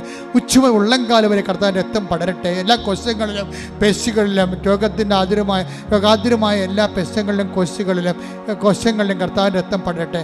ലോർഡ് ജീസസ് ക്രൈസ്റ്റ്, ഹല്ലേലൂയ, suck with the precious blood or in peace spirit. I command you in the name of Jesus Christ to be healed. ശ്രദ്ധിക്കട്ടെ. ഹല്ലേലൂയ, ഹല്ലേലൂയ, ഹല്ലേലൂയ, ഹല്ലേലൂയ. സുഖപ്പെട്ടുകൊണ്ട് നാമത്തിലൂടെ വീണ്ടും വീണ്ടും മഹത്വപ്പെടുത്തണമേ, ഞങ്ങളെ സാക്ഷികളാക്കി ഉയർത്തണമേ. ഹല്ലേലൂയ. ഒരുമിച്ച് പാടാം. ശ്രദ്ധിക്കട്ടെ. ഹല്ലേലൂയ. നേരവും ആരാധനയും സ്തുതിയും പുകഴ്ചയും പരിശുദ്ധ പരമദിവ്യകാരുണ്യത്തിന് നേരവും ആരാധനയും സ്തുതിയും പുകഴ്ചയും ഉണ്ടായിരിക്കട്ടെ. മകളെ ജോലിയില്ലാത്തവര്, വീടില്ലാത്തവര്, വഴിയില്ലാത്തവര്, വെള്ളമില്ലാത്തവര്, വിസ ഒത്തുവരാത്തവര്, PR കിട്ടാത്തവര്, തിരിച്ചു പോരാൻ ഉദ്ദേശിക്കുന്നവര്, കയറിപ്പോകാൻ ഉദ്യമിക്കുന്നവര്, ഇൻ്റർവ്യൂ ഉള്ളവർ, ടെസ്റ്റ് ഉള്ളവർ, PSC പോലുള്ള ടെസ്റ്റുകൾക്ക് എഴുതിക്കൊണ്ടിരിക്കുന്നവർ, റിസൾട്ട് പ്രതീക്ഷിക്കുന്നവർ, റാങ്ക് ലിസ്റ്റ് ഉള്ളവർ, അപ്പോയിൻമെൻറ്റ് പ്രതീക്ഷിക്കുന്നവർ, ജപ്തി നടപടി നേരിടാൻ പോകുന്നവർ, സാമ്പത്തിക കടമുള്ളവർ, വസ്തു വിൽക്കാൻ പോകുന്നവർ, കുടുംബത്തിൽ സമാധാനം ഇല്ലാത്തവർ, കല്യാണം വിടുവിക്കാൻ പോകുന്നവർ, വിവാഹം ഒത്തുവരാത്തവർ, മക്കളില്ലാത്തവർ, ഉള്ള മക്കൾക്ക് ദുർനടപ്പുള്ളവർ, തെറ്റായ പ്രണയത്തിൽ പെട്ടുപോയവർ, കുടുംബത്തിൽ സമാധാനം ഇല്ലാതെ കേസിലായവർ, പോസ്കോ പോലുള്ള കേസിൽ ചെന്ന് കള്ളക്കേസ് അകപ്പെട്ടിരിക്കുന്നവർ, മറ്റു തരത്തിലുള്ള കേസ് അകപ്പെട്ടിരിക്കുന്നവർ, എല്ലാവരുടെ മേഖലകളിലും കർത്താവിൻ്റെ കൃപ, വരുമാനത്തിൻ്റെ മാർഗങ്ങൾ, കർത്താവ് ഇടപെടാനുള്ള ഡേറ്റുകൾ എല്ലാം നിശ്ചയിച്ചിട്ടുള്ളവർ, അവിടെ വരെല്ലാം കർത്താവിന് ശക്തി പ്രവർത്തിക്കാൻ വേണ്ടി ഇടിമുഴക്കാൻ പോലെ ശ്രദ്ധിക്കട്ടെ. ഉന്നതമായ നാമത്തിന് സ്വസ്ഥം ചെന്ന് കർത്താവേ, അങ്ങനെ തിരുമുറവാർന്ന് വലതുകര മക്കളെ സ്ഥിതി വെക്കണമെന്ന് പ്രാർത്ഥിക്കുന്ന കർത്താവേ. വഴിയില്ലാത്തവർ, വെള്ളമില്ലാത്തവർ, വീട് കർത്താവേ, ജീവിക്കാനുള്ള മാർഗമില്ലാത്തവർ, ജോലിയില്ലാത്തവർ, വീട് നഷ്ടപ്പെട്ടവർ, വിസ നഷ്ടപ്പെട്ടവർ, വരാത്തവർ കർത്താവ്, വ്യത്യസ്തങ്ങളായ വിഷമതകളുടെ വേദന അനുഭവിക്കുന്നവർ, സമാധാനം ഇല്ലാത്തവർ, കുടുംബസമാധാനം ഇല്ലാത്ത കുടുംബങ്ങൾ, ഒത്തുവരാത്ത കല്യാണങ്ങൾ, മക്കളില്ലാത്തവർ, ഉള്ള മക്കൾക്ക് രോഗങ്ങളുള്ളവർ, തെറ്റായ പ്രണയബന്ധത്തിൽ അകപ്പെട്ടിരിക്കുന്നവർ, കുടുംബത്തിൽ സമാധാനം ഇല്ലാത്തവർ, വഴക്കുള്ളവരോ അതിഥി തർക്കമുള്ളവർ, കേസ് അകപ്പെട്ടിരിക്കുന്നവർ, ജോലിയില്ലാത്തവർ, സാമ്പത്തിക തകർച്ചയുള്ളവർ, സാമ്പത്തിക കടങ്ങളുള്ളവർ, എല്ലാ തരത്തിലും വിഷമം അനുഭവിക്കുന്ന ഇടിമ കർത്താവിൻ്റെ വലിയ ശക്തി ഈ നിമിഷം ഇടപെട്ട് വരികയും മാരക രോഗങ്ങൾ, തീരാവേദിക ജീവിത ദുരിതങ്ങൾ യേശു ക്രിസ്തുവിന്റെ ഉന്നതമായ നാമത്തെ മാറിപ്പോകട്ടെ. എല്ലാ ജീവിത ദുരിതങ്ങളും തടസ്സങ്ങളും നീങ്ങിപ്പോയിക്കൊണ്ട് ഹല്ലേലൂയ, ഹല്ലേലൂയ, ഹല്ലേലൂയ. നാമത്തെ പിതാവായുടെ നാമത്തെ വീണ്ടും വീണ്ടും മഹത്വപ്പെടുത്തണമേ. ഹല്ലേലൂയ. എന്നിൽ നിറയണമേ നാഥാ, വരേണമേ സൗഖ്യം നൽകണമേ നാഥാ, വരേണമേ എന്നിൽ നിറയണമേ നാഥാ, വരേണമേ സൗഖ്യം നൽകണമേ. എല്ലാവരും മുട്ടാൻ നിൽക്കുക. അച്ഛൻ വിട്ടുപോയ കാര്യങ്ങൾ എന്തെങ്കിലും ഉണ്ടെങ്കിൽ മക്കളുടെ സ്വകാര്യമായ വിഷയങ്ങൾ, ഉടമ്പടി വെച്ചുപോയ കാര്യങ്ങൾ ഇപ്പോഴും നടക്കാത്തതുണ്ടെങ്കിൽ അത് മൗനമായിട്ട് ആരാധന പറയേണ്ട സമയമാണ്.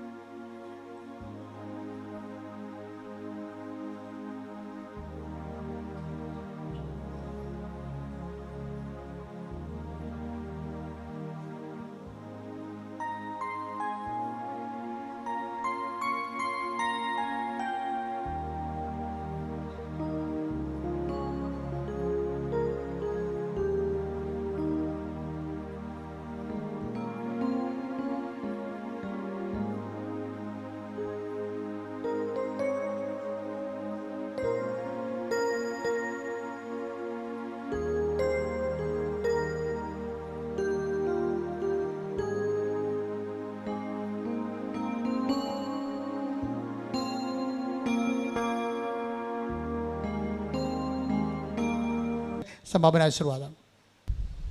ഒരിക്കൽ കൂടി മരിയൻ ഉടമ്പടിയിൽ സമർപ്പിച്ചിരിക്കുന്ന എല്ലാ വിഷയങ്ങളും ദൈവമാതാവിൻ്റെ മധ്യസ്ഥയിൽ ദിവ്യകാരുണ്യ സന്നിധിയിൽ സമർപ്പിച്ച് നമുക്ക് പ്രാർത്ഥിക്കാം. ശതാധിപനെ പോലെ ദൈവസ്നേഹത്തോടെ ജനങ്ങളെ സ്നേഹിച്ചുകൊണ്ട് കാരുണ്യ പ്രവർത്തികളിലൂടെയും പ്രേക്ഷിത പ്രവർത്തനങ്ങളിലൂടെയെല്ലാം ഈശോയ്ക്ക് സ്വീകാര്യമായൊരു ഭവനം, ദൈവത്തിൻ്റെ കൂടാരം നിർമ്മിച്ചുകൊണ്ട് കൃപയിൽ വളരുവാൻ ഞങ്ങളെ ഓരോരുത്തരെയും അഭിഷേകം ചെയ്യണമേ എന്ന് പ്രാർത്ഥിച്ചുകൊണ്ട് ശിരസ് നമിച്ച് നമുക്ക് ദിവ്യകാരുണ്യനാഥൻ്റെ ആശീർവാദം സ്വീകരിക്കാം.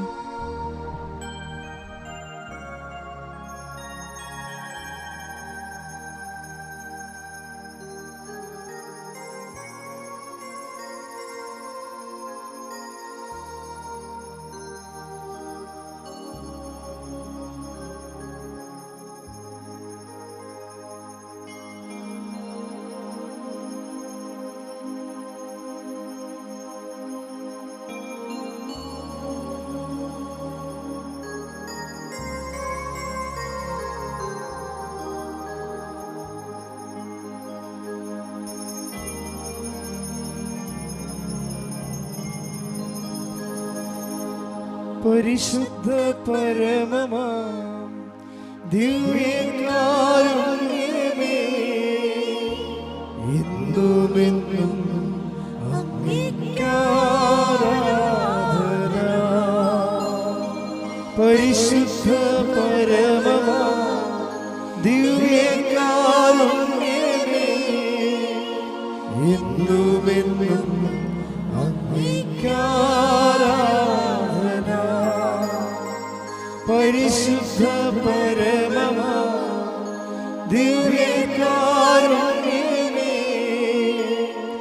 എന്നുമെന്നും അങ്ങേക്കാരാധന. ആവേ ആവേ ആവേ മരിയ, ആവേ ആവേ